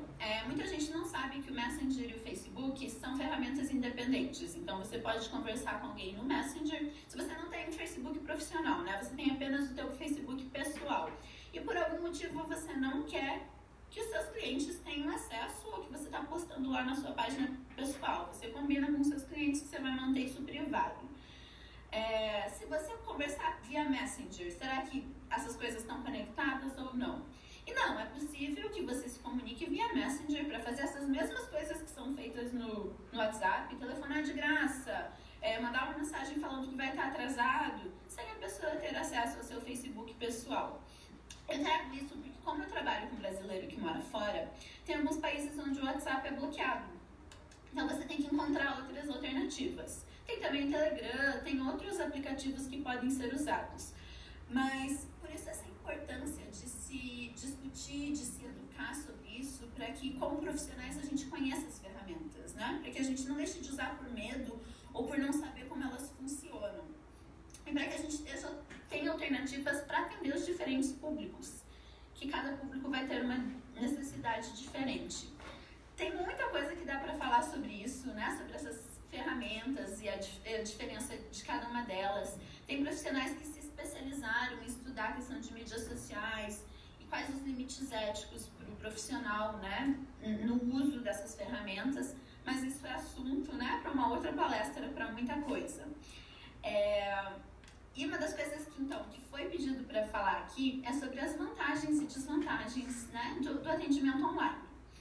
E eu fiquei pensando, porque como eu trabalho com psicologia intercultural e eu tenho esse trabalho com intercambistas, tem um mantra que sempre quando a gente vai treinar os intercambistas antes deles irem para fora, a gente costuma repetir: nada é melhor, nada é pior, só é diferente, né? Então quando uma pessoa sai do Brasil, vai morar em outro lugar, é muito natural que tenha essa comparação. Isso é muito melhor aqui do que no Brasil. Aqui é tudo muito mais seguro. Ou o contrário, nossa, como a comida daqui é horrível, é tão pior, a comida do Brasil é tão melhor. Isso é natural da gente, é natural do ser humano. E a gente orienta que as pessoas, né, os intercambistas, não façam esse julgamento de valor de melhor ou pior, e a gente tente se manter no diferente para ter uma melhor adaptação a essa novidade. Eu acho que como o atendimento online é uma novidade, talvez caiba, né, esse discurso de não é melhor nem é pior, só é diferente, porque tem vantagens e tem desvantagens. E acho que muito vai depender também da pessoa que está usando. Assim como um intercambista que vai para fora pode amar a comida e o outro pode odiar a comida, Quando você está atendendo online, um terapeuta pode adorar aquela tecnologia, aquela ferramenta, e o outro pode odiar por ter uma dificuldade com a mesma coisa. Então vai depender muito das pessoas envolvidas, tanto os terapeutas como os clientes. E aqui também é um assunto que dá muito pano para manga, eu poderia passar horas falando sobre isso com vocês, é um assunto que eu tenho muita paixão.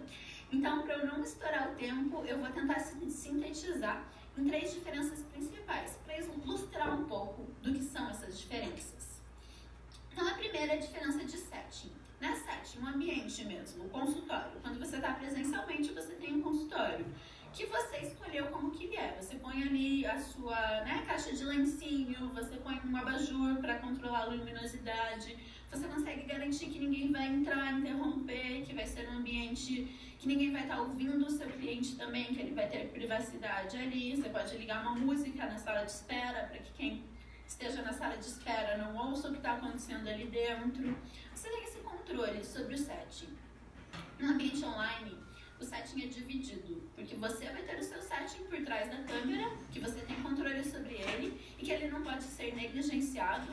Acho que isso é uma coisa que, quando eu comecei a dar, eu dou consultoria também para psicólogos que trabalham online, e é uma coisa que eu sempre bato nessa tecla. Não esqueça, por mais que a sua câmera esteja pequenininha ali no canto e você não esteja vendo muito bem o que tem atrás de você, como que você está se apresentando, a pessoa vai estar com uma imagem maior que a sua e vai conseguir ver esses detalhes. Então você ainda tem que cuidar do seu setting.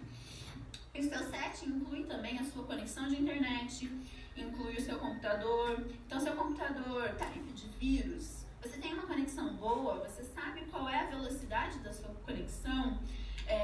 Eu costumo ter uma conexão backup também, uma segunda conexão. Então, se a internet cai na minha casa, eu tenho uma segunda internet para conectar, para que a sessão não seja perdida. Você não necessariamente precisa ter isso, mas você tem que estar atento a esse tipo de detalhe. Então, o setting envolve um elemento novo e envolve uma divisão de responsabilidade com o cliente. Porque você vai ter que conversar com o cliente e orientar ele para que o setting do lado de lá também seja um setting seguro. Então, que ele esteja em um ambiente privado, que ele saiba como usar o software que você decidiu usar. Se você vai fazer um atendimento online por videoconferência, vocês têm que decidir um software, ver se esse software é seguro, se a pessoa sabe como usar, quem que vai chamar quem, né? Às vezes estamos 2 online e nenhum chama o outro. Então, tudo isso tem que ser cuidado dentro desse espaço do setting. E para não falar só do que é desafiador, acho que tem muitas coisas legais quando você trabalha no online também, que você tem elementos novos no setting. No consultório, a não ser que a pessoa te traga uma foto, você não sabe direito em que ambiente que ela está. E acontece às vezes do cliente querer compartilhar o ambiente em que ele está. Então, ele querer mostrar alguma coisa em casa, ou aparece o cachorrinho. Então, tem elementos novos aí nesse aspecto. Segundo ponto, campo visual. Quando você está presencialmente, você tem uma imagem de corpo inteiro da pessoa. No online, normalmente, essa imagem fica daqui para cima, como vocês estão me vendo agora. Isso pode ser mudado? Pode. Na psicologia corporal, e eu falo isso não só de mim, mas também porque eu estou fazendo a pós, né? Muitos dos meus colegas na pós têm se treinado para essa orientação online. Às vezes a gente pede para que o cliente mude a câmera de posição. Então, eu quero ver mais de você, vamos fazer um exercício de respiração, que eu quero ver como que está o seu peito, como que está entrando o ar. Ou, fica em pé, vamos posicionar a câmera de outra forma. Isso pode ser pedido, mas o padrão é que esse campo visual seja mais limitado. A terceira diferença são as tais das oscilações, né? Não tem isso no consultório presencial. A internet não cai, o computador não acaba a bateria, ou o celular não acaba a bateria, ou se o cliente está usando o celular, ou você mesmo está usando o celular como terapeuta, o que você faz se entra uma ligação no meio? Como que você garante que não vai entrar uma ligação no meio? Você põe no modo avião e fica no Wi-Fi. Então tem muitos detalhes para serem pensados e gerenciados. Tanto que muita gente brinca comigo, fala assim, você acha que é mais fácil atender online, né? Porque é confortável, você está em casa, você pode estar ali não enfrentando trânsito. Sim, tem todo um conforto e tem algumas partes que são mais fáceis, não ter que enfrentar um trânsito para chegar no seu local de trabalho. Mas tem muitas partes que são mais desafiadoras também, que exigem muito conhecimento e preparo. Como você lida com essas pessoa está falando de uma situação muito difícil, como ela não se sente abandonada, né? Se essa internet cai, como que vocês já têm combinado a priori o que fazer numa situação assim.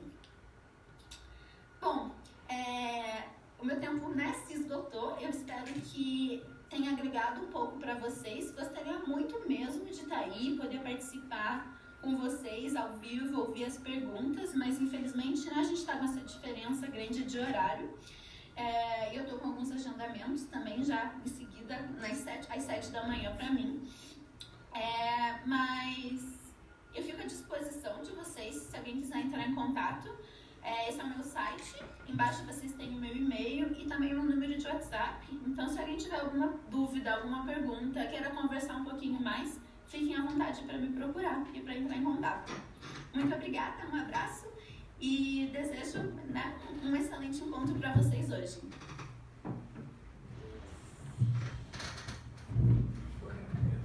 Muito boa a fala dela, né? Deu para completar várias coisas. Se a gente abre para debate agora.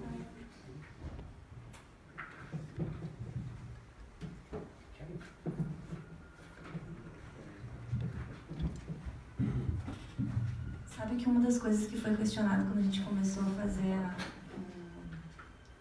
a organização da resolução foi: mas vai ser muito mais fácil, ou não, vocês não vão saber se o paciente está mentindo, não está falando com a verdade.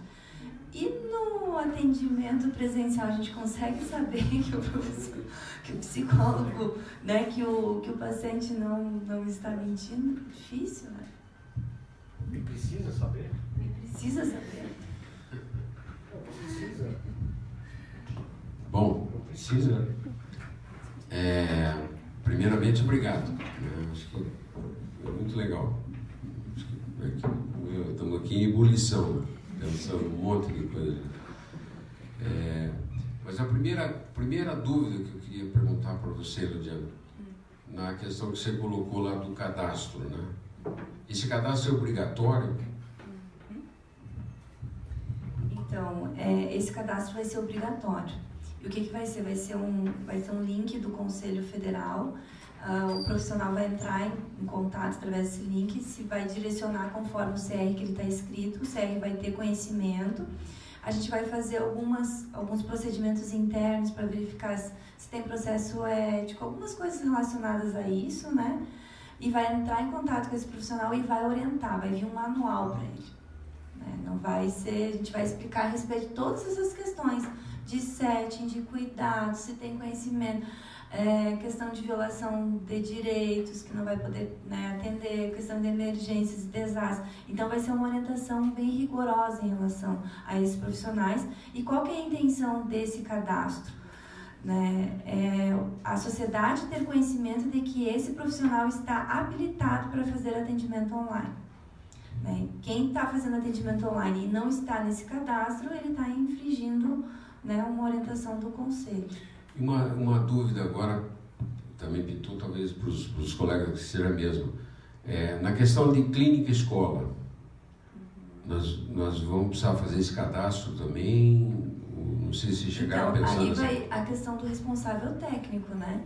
Aí o responsável técnico vai ter que fazer o cadastro, porque a gente não colocou como cadastro de empresas, clínicas, nas clínicas escolas, né? Nesse primeiro momento só está o cadastro do profissional, pessoa física, né? E a clínica escola, vai existir a possibilidade de fazer? Sim. Aí o RT vai lá, né, e faz o cadastro. O RT não, o supervisor, né? Tem situações também de pedido já que ocorre de presos que fazem a audiência por teleconferência, né? Então veio também algumas solicitações nesse sentido, assim, de que o psicólogo vai poder fazer também essa solicitação, né, participar de teleconferência, sim, só fazendo o cadastro. Né? Eu posso fazer o cadastro e nunca fazer atendimento online. Né? E a gente também se questiona assim, muitas questões. Quantas pessoas têm psicólogos têm pacientes com ideação suicida e que às vezes precisam dar um amparo para essas pessoas, né? A gente já faz muito disso, se a gente for pensar. A questão do cadastro é interessante, porque muito legal que o conselho possa, por exemplo, enviar para o psicólogo um material específico, até porque a gente, como a gente está discutindo aqui, a gente não foi formado e não estamos formando ainda para o atendimento online. Mas é uma situação, no mínimo, curiosa, porque eu não preciso de um cadastro para fazer psicodrama, ou eu não preciso de um cadastro para fazer orientação vocacional. Por que eu preciso de um cadastro para fazer atendimento online? Né? E acho que está bem justificado no sentido de que há toda uma orientação específica que o psicólogo não tem. Mas a questão é essa. O paciente vai participar de um processo em psicodrama, ele não precisa se preocupar se o psicólogo, para ele basta saber que o cara tem um diploma de psicologia e um registro no conselho. Então, nós criamos uma situação em que o cadastro é necessário, porque o atendimento virou uma realidade antes da formação virar uma realidade. Mas o cadastro, ele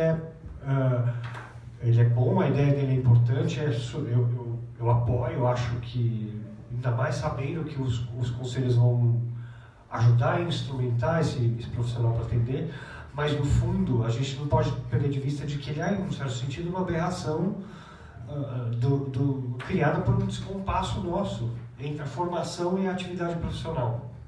Então, eu só queria deixar isso marcado. Quanto à questão do paciente com ideação suicida, por exemplo, né, a gente, na clínica da PUC, a gente coloca lá, a gente não atende online o paciente com ideação suicida, mas isso é super complexo, porque você pode começar a atender online, o paciente não precisa te contar na primeira consulta, entrevista, que ele tem ideação suicida. Se ele te conta na 10ª sessão, na 20ª, na 19ª, você já criou vínculo. Você está vinculado, ele está vinculado a você, você fala que agora que você me falou isso, eu vou ter que te encaminhar.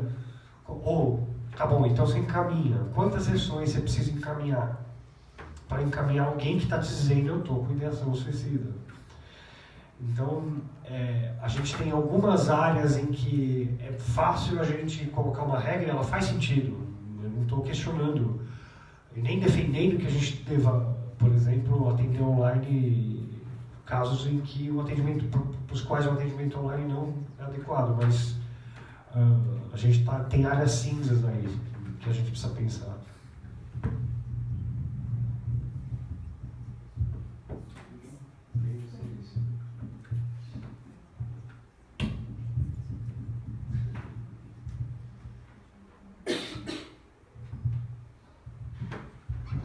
Parabéns, né? Eu gostei muito das 3 apresentações, só gostaria de reforçar essa questão de que são diferenças, não é melhor, não é pior, e das semelhanças, na verdade, porque todas essas dificuldades têm um equivalente no atendimento presencial.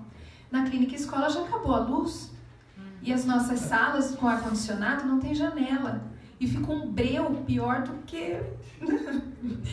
E o atendimento teve que ser interrompido algumas vezes por questões assim, não caiu a internet, acabou a luz, né? Já aconteceu da secretária ou alguém na clínica que é compartilhada com o médico e tal, entrar no meio do atendimento, desculpa, não sabia que vocês estavam aqui.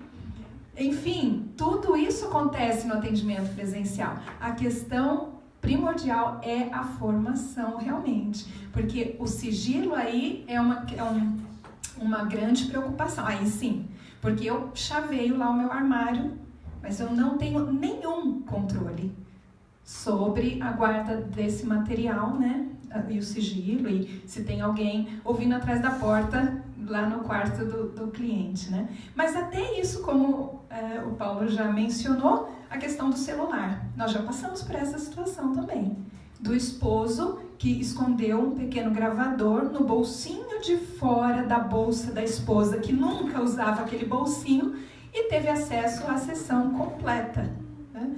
Então, isso não pode acontecer no atendimento presencial? Tudo isso pode acontecer no atendimento presencial também, né? Mas a questão é como nós vamos lidar, a orientação, né? A formação ética, o cuidado, tudo isso, essa acho que é a maior discussão realmente, né? É diferente, não é melhor, não é pior, e as vantagens e desvantagens acho que tem muitas, né? Mas tem muitas semelhanças também, né?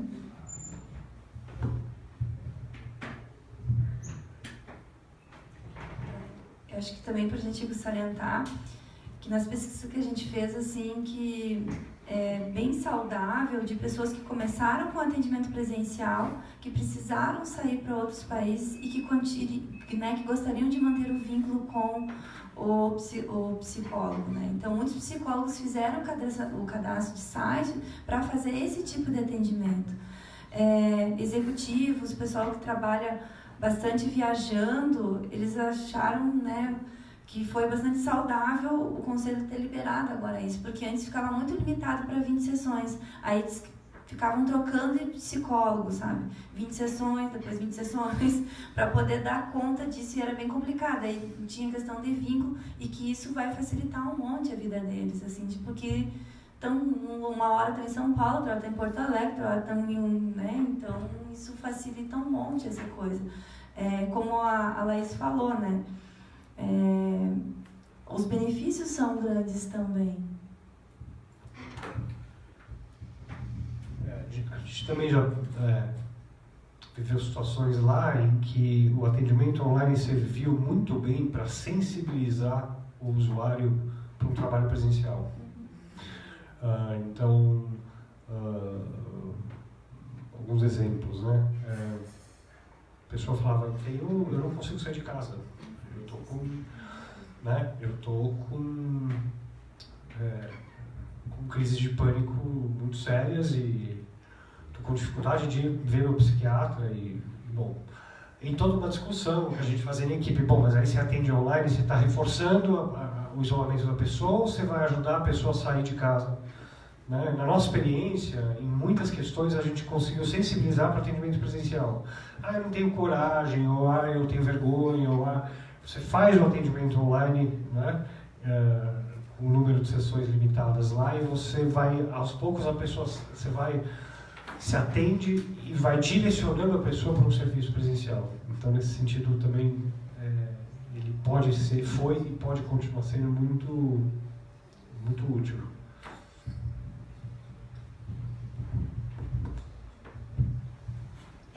Eu queria saber como que ficam assim essa questão da orientação para aplicativos, porque eu tenho visto assim muita propaganda no Facebook assim daquele Fala Freud, daí ela tem acesso a um psicoterapeuta 24 horas por dia, a hora que você precisar. Porque daí fica, como você vai estar disponível 24 horas, ou vai ser cada hora um terapeuta? Tem um outro agora também que não para de vir, assim, um monte de propaganda. Psicologia a preços acessíveis, escolha se quer ou não sair de casa. Isso é proibido no Código de Ética. Mas está tendo muito disso, então eu queria até saber como essas coisas... Eu até mandei um e-mail para eles, mas ninguém me responde. Eu mandei como curiosa mesmo, porque a gente tem que se atualizar, mas tem coisas que, né, são complicadas. Então, quando a gente pensou a respeito de não limitar uma plataforma, foi principalmente pensando nessas situações. E não colocando empresas, não fazendo cadastro de pessoas jurídicas, também pensando nessas situações.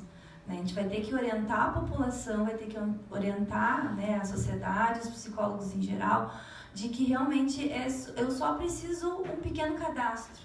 E daí ter o conhecimento, as orientações, né, a respeito do atendimento online.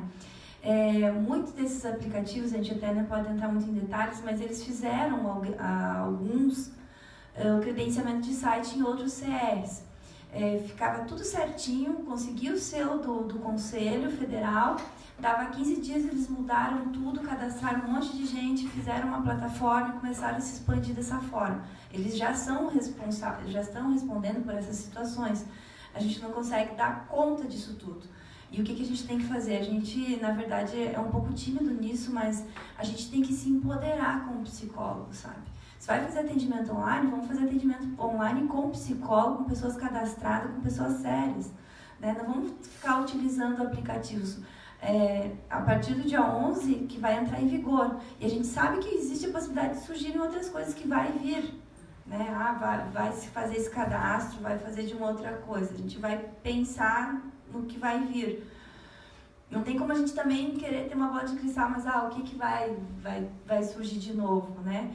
E a questão de publicidade é proibido, Groupon, essas coisas, a gente sabe que existe primeira avaliação grátis, entre em contato, que vai sua avaliação psicológica gratuita, depois as sessões, né, entre em contato com o conselho, a gente, né, vai ter que ter conhecimento dessas coisas, e é todo momento, gente, isso.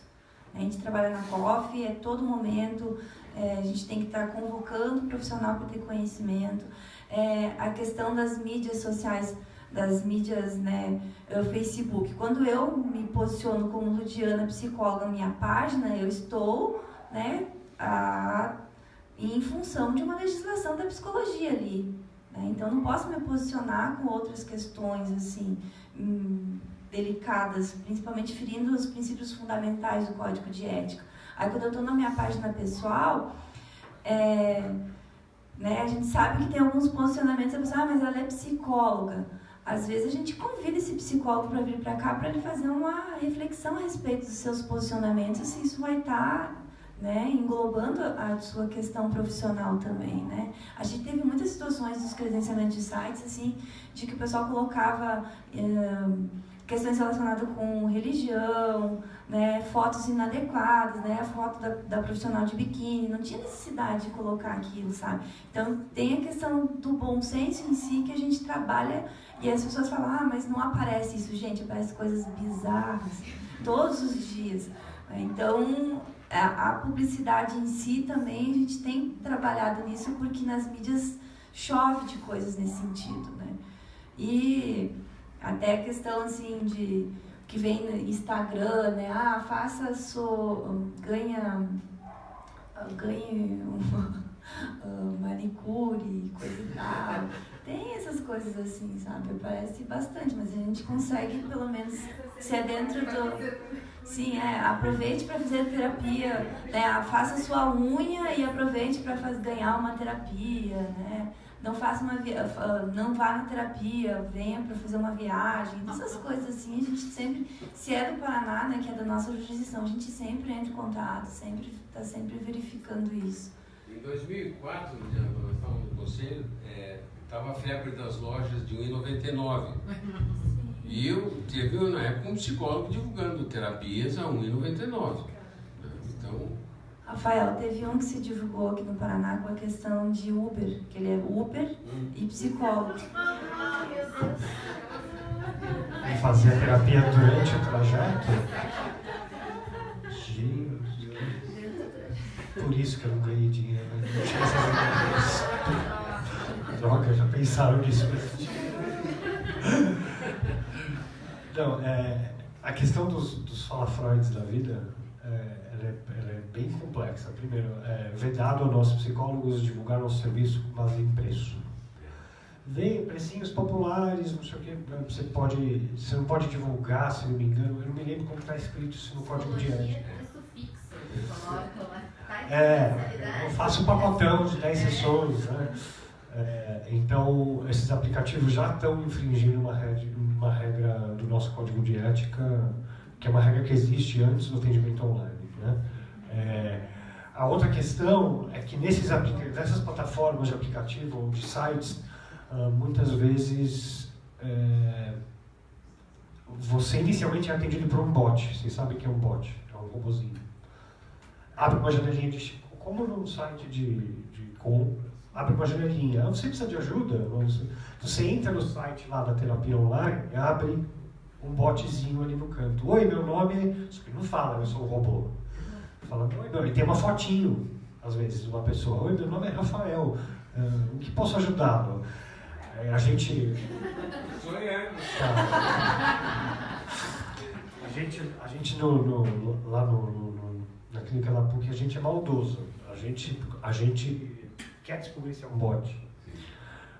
Até porque, olha, você quer marcar você quer marcar uma consulta, vamos ver um horário para você. Até aí é o bot. E a gente escreve assim, quero me matar. Espero o bot responder.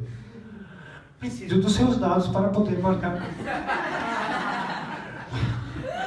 Estou na beira da janela. Então, assim, para ver se é um bot ou não. Ou para ver se não é um bot, porque isso é real, gente. A gente recebe e-mail. Isso não é sadismo nosso, né? A gente, quando atendia só por e-mail, a gente teve um e-mail de uma pessoa que escreveu uma linha dizendo: na X dia da semana passada eu tentei o suicídio. Só tinha isso no e-mail. O que você faz com isso? Né? Então, você vai atender online, você tem que saber, ó, eu estou aqui oferecendo esse atendimento, se pintar uma bomba na sua mão, você sabe lidar? Né? Então, a gente já desvendou alguns bots desses sites, e já deu muita risada com isso, mas assim, na verdade é grave também. A outra questão é que é isso um pouco que o Diana falou, né? Você apresenta um formato, conselho à prova, você modifica tudo depois, né? Você tem pessoas que são melhores do que nós em organizar negócio, por isso que eu falei do modelo de negócios, e que às vezes tem uma ideia até interessante, mas elas desconhecem o código de ética do psicólogo, né? Então tudo isso nós temos que estar de olho. A última coisa só que eu queria comentar, que a Ludiana falou, e que é verdade, eu só não sei como nós vamos fazer isso, que é como é que nós vamos orientar a população. Porque a informação que chega na população é a informação mais colorida, que brilha mais, é a que aparece mais no celular, na tua caixa de e-mail. Então, assim, tá bom, nós queremos orientar a população a poder escolher um bom serviço de atendimento online, mas como a gente faz isso? Eu não tenho essa resposta, e eu acho isso importante, porque se eu tenho aqui o meu serviço super bem qualificado, sou qualificado, eu fiz o meu cadastro, tudo, mas o marketing do cara do lado é muito melhor do que o meu e o serviço dele é péssimo, ele leva o cliente, não, né? Isso é verdade, sempre foi. Uma questão também com relação a preço, que a Adela comentou, o preço da terapia online é diferenciado da presencial ou segue a mesma tabela do conselho? A gente não tem.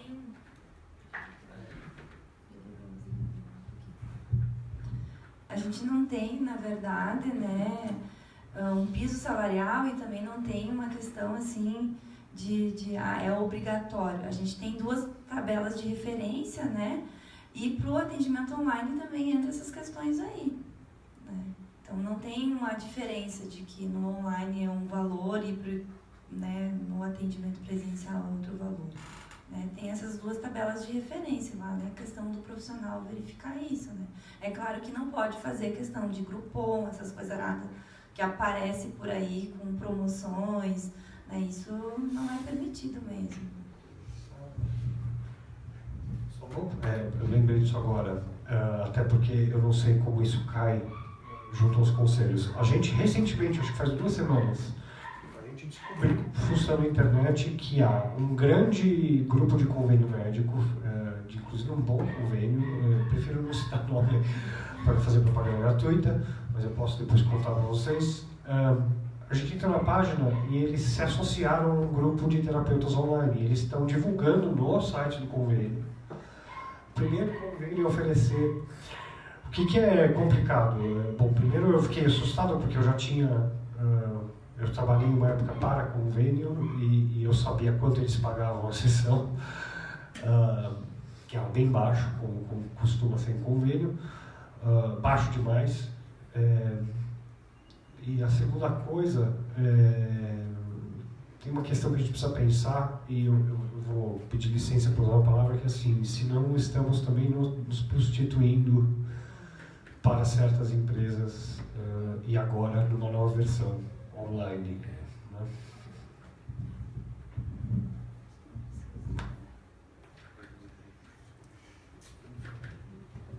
Os atendimentos que a gente sabe de convênio, eles são terríveis, né?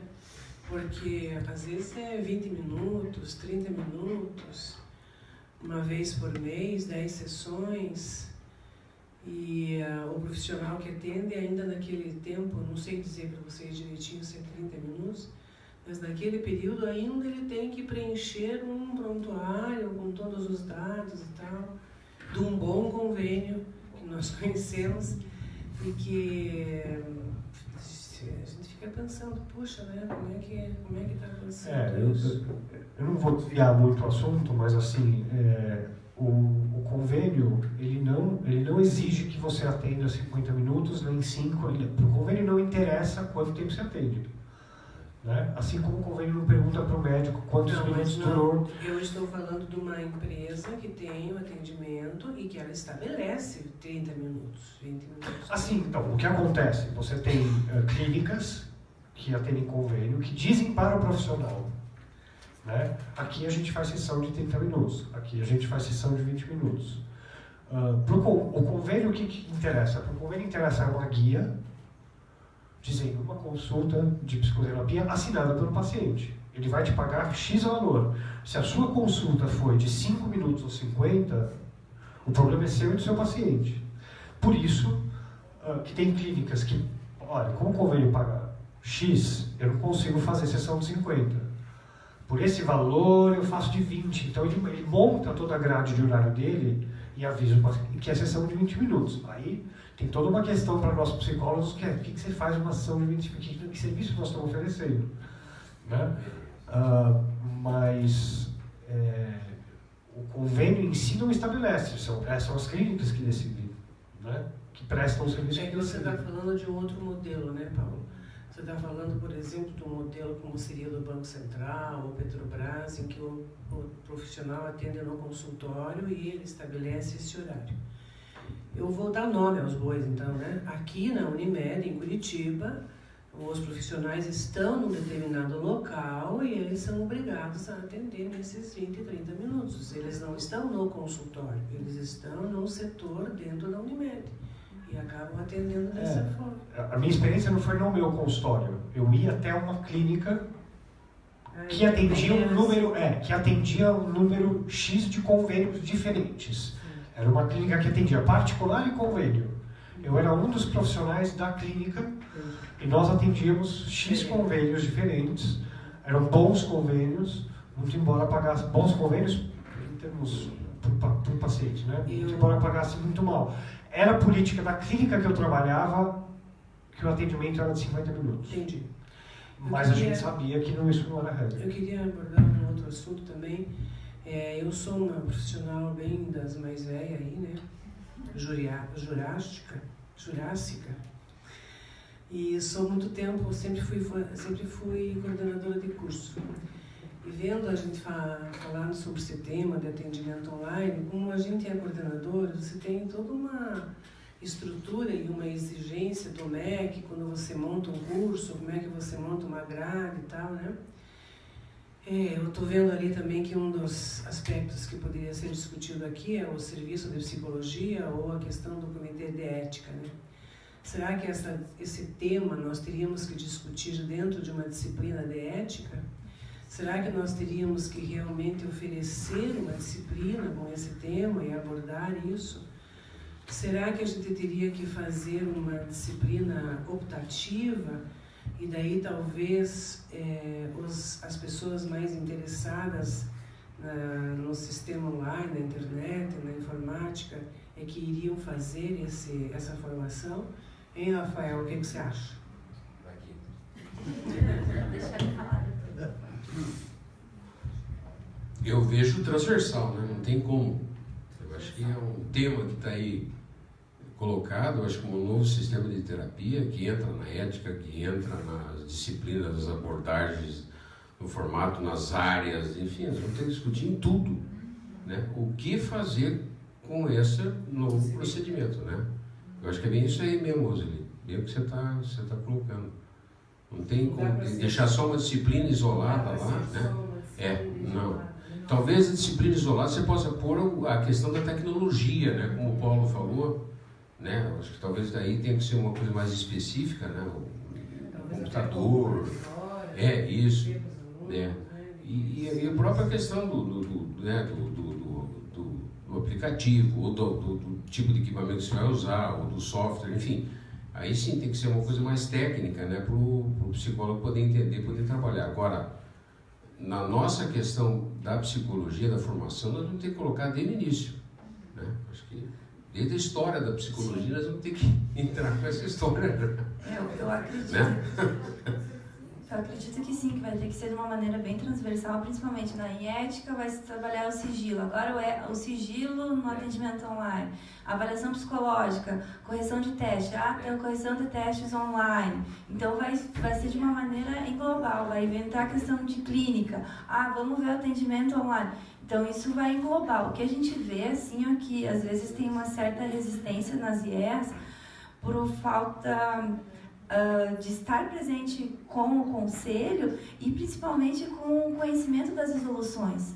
Às vezes não se tem um grande conhecimento das resoluções e o que a gente, desculpa, né, eu sei que a gente está com as IES aqui, só estamos nos coordenadores, quando a gente tem professores que fazem parte de comissões, que têm conhecimento das resoluções, a gente vê que as IES, elas enganjam mais com o trabalho de conhecer que resolução está em vigor. Às vezes, gente, tem professores que estão levando em sala de aula resoluções que já caíram um bom tempo. Então, a gente precisa discutir isso dentro das IES, sabe? O pessoal se afasta muito do conselho, que o conselho cuida do profissional depois que ele saiu daqui. Só que daí depois a gente pega um monte de profissional fazendo produção de documento totalmente errada, não sabe fazer uma atestado, não sabe fazer uma declaração, não sabe fazer um laudo. Mas isso eu não vi na faculdade. A COF chove de questões com questões técnicas. Eu gostaria de informações para saber que teste eu vou aplicar numa avaliação psicológica. A gente acolhe esse profissional, mas a gente diz para ele, então a gente faz orientações éticas, né? O processo de avaliação psicológica é um processo que envolve isso. Seria interessante que procure, né, uma supervisão nesse momento. E não é um dia, gente, é todos os dias chegando essas questões relacionadas às supervisões. Né? Então, a gente abarca isso muito. A gente acolhe, mas a gente poderia dizer, não, colega, isso não faz parte do conselho. Mas o conselho não faz nada, o conselho não consegue dar para a gente as orientações pertinentes. A gente consegue dar dentro das limitações do conselho, que é a função de orientar, fiscalizar e disciplinar o exercício profissional. A gente consegue orientar dentro do processo ético, né? Mas eu acho que é isso, a gente tem que começar a trazer essas informações, né, essas resoluções que estão pertinentes e começar a discutir dentro das IES, sim. Gente, então assim, obrigada. Tem uma professora que vai falar um minutinho, que a gente já extrapolou nosso tempo, desculpa, gente, eu interromper aqui no calor aí da discussão. Quero agradecer, né, aos nossos convidados, a todos os presentes aqui. Acho que é um tema muito importante para a gente estar discutindo. Eu já participo ainda, né, das discussões das comissões e principalmente da COF, né, e esse é um assunto, eu acho, bem delicado e bem importante a gente estar discutindo aqui nesse espaço. E a gente adentrou aí as questões éticas, agora a gente vai continuar com o Fórum de Professores de Ética. Então, né, a gente vai ter uma última fala e a gente vai encerrar aqui também, a gente está com uma transmissão. E aí depois a gente pode continuar, inclusive nessa pauta aí, nós temos muitas pautas e muitas coisas para trabalhar. Eu fiquei pensando que talvez a gente precisasse de uns 3, 4 dias com as IES, né, para a gente dar conta de todas essas discussões, tá bom?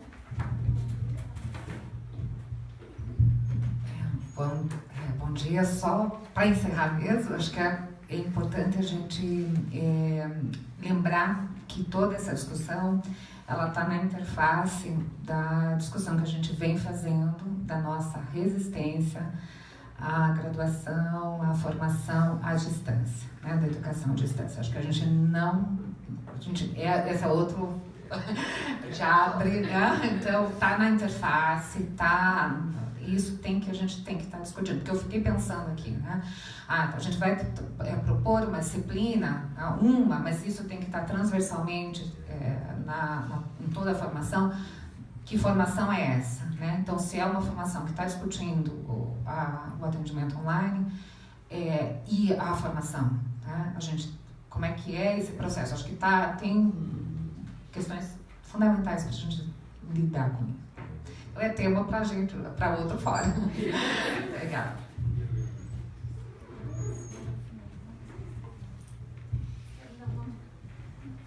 Esse material se disponibiliza para nós aí? Sim. De apresentação de vocês? fazer um merchan. Para quem tem interesse, a COGEAI é um centro de especialização ligado à PUC, né? O curso que a gente oferece lá todo semestre chama Atendimento Online, Fundamentos... Nossa, deu branco. Fundamentos e Possibilidades. Isso, Atendimento Online, Fundamentos e Possibilidades. Esse curso a gente reformula todo ano, para vocês terem uma ideia, porque sempre surge coisa nova. Mas para quem tiver interesse, o curso é totalmente online, são 10 semanas de curso e tem bastante material. Inclusive bastante coisa teórica daqui e do exterior também. Isso. Gente, obrigada. Então, a gente continua aqui com o Fórum então, de Professores de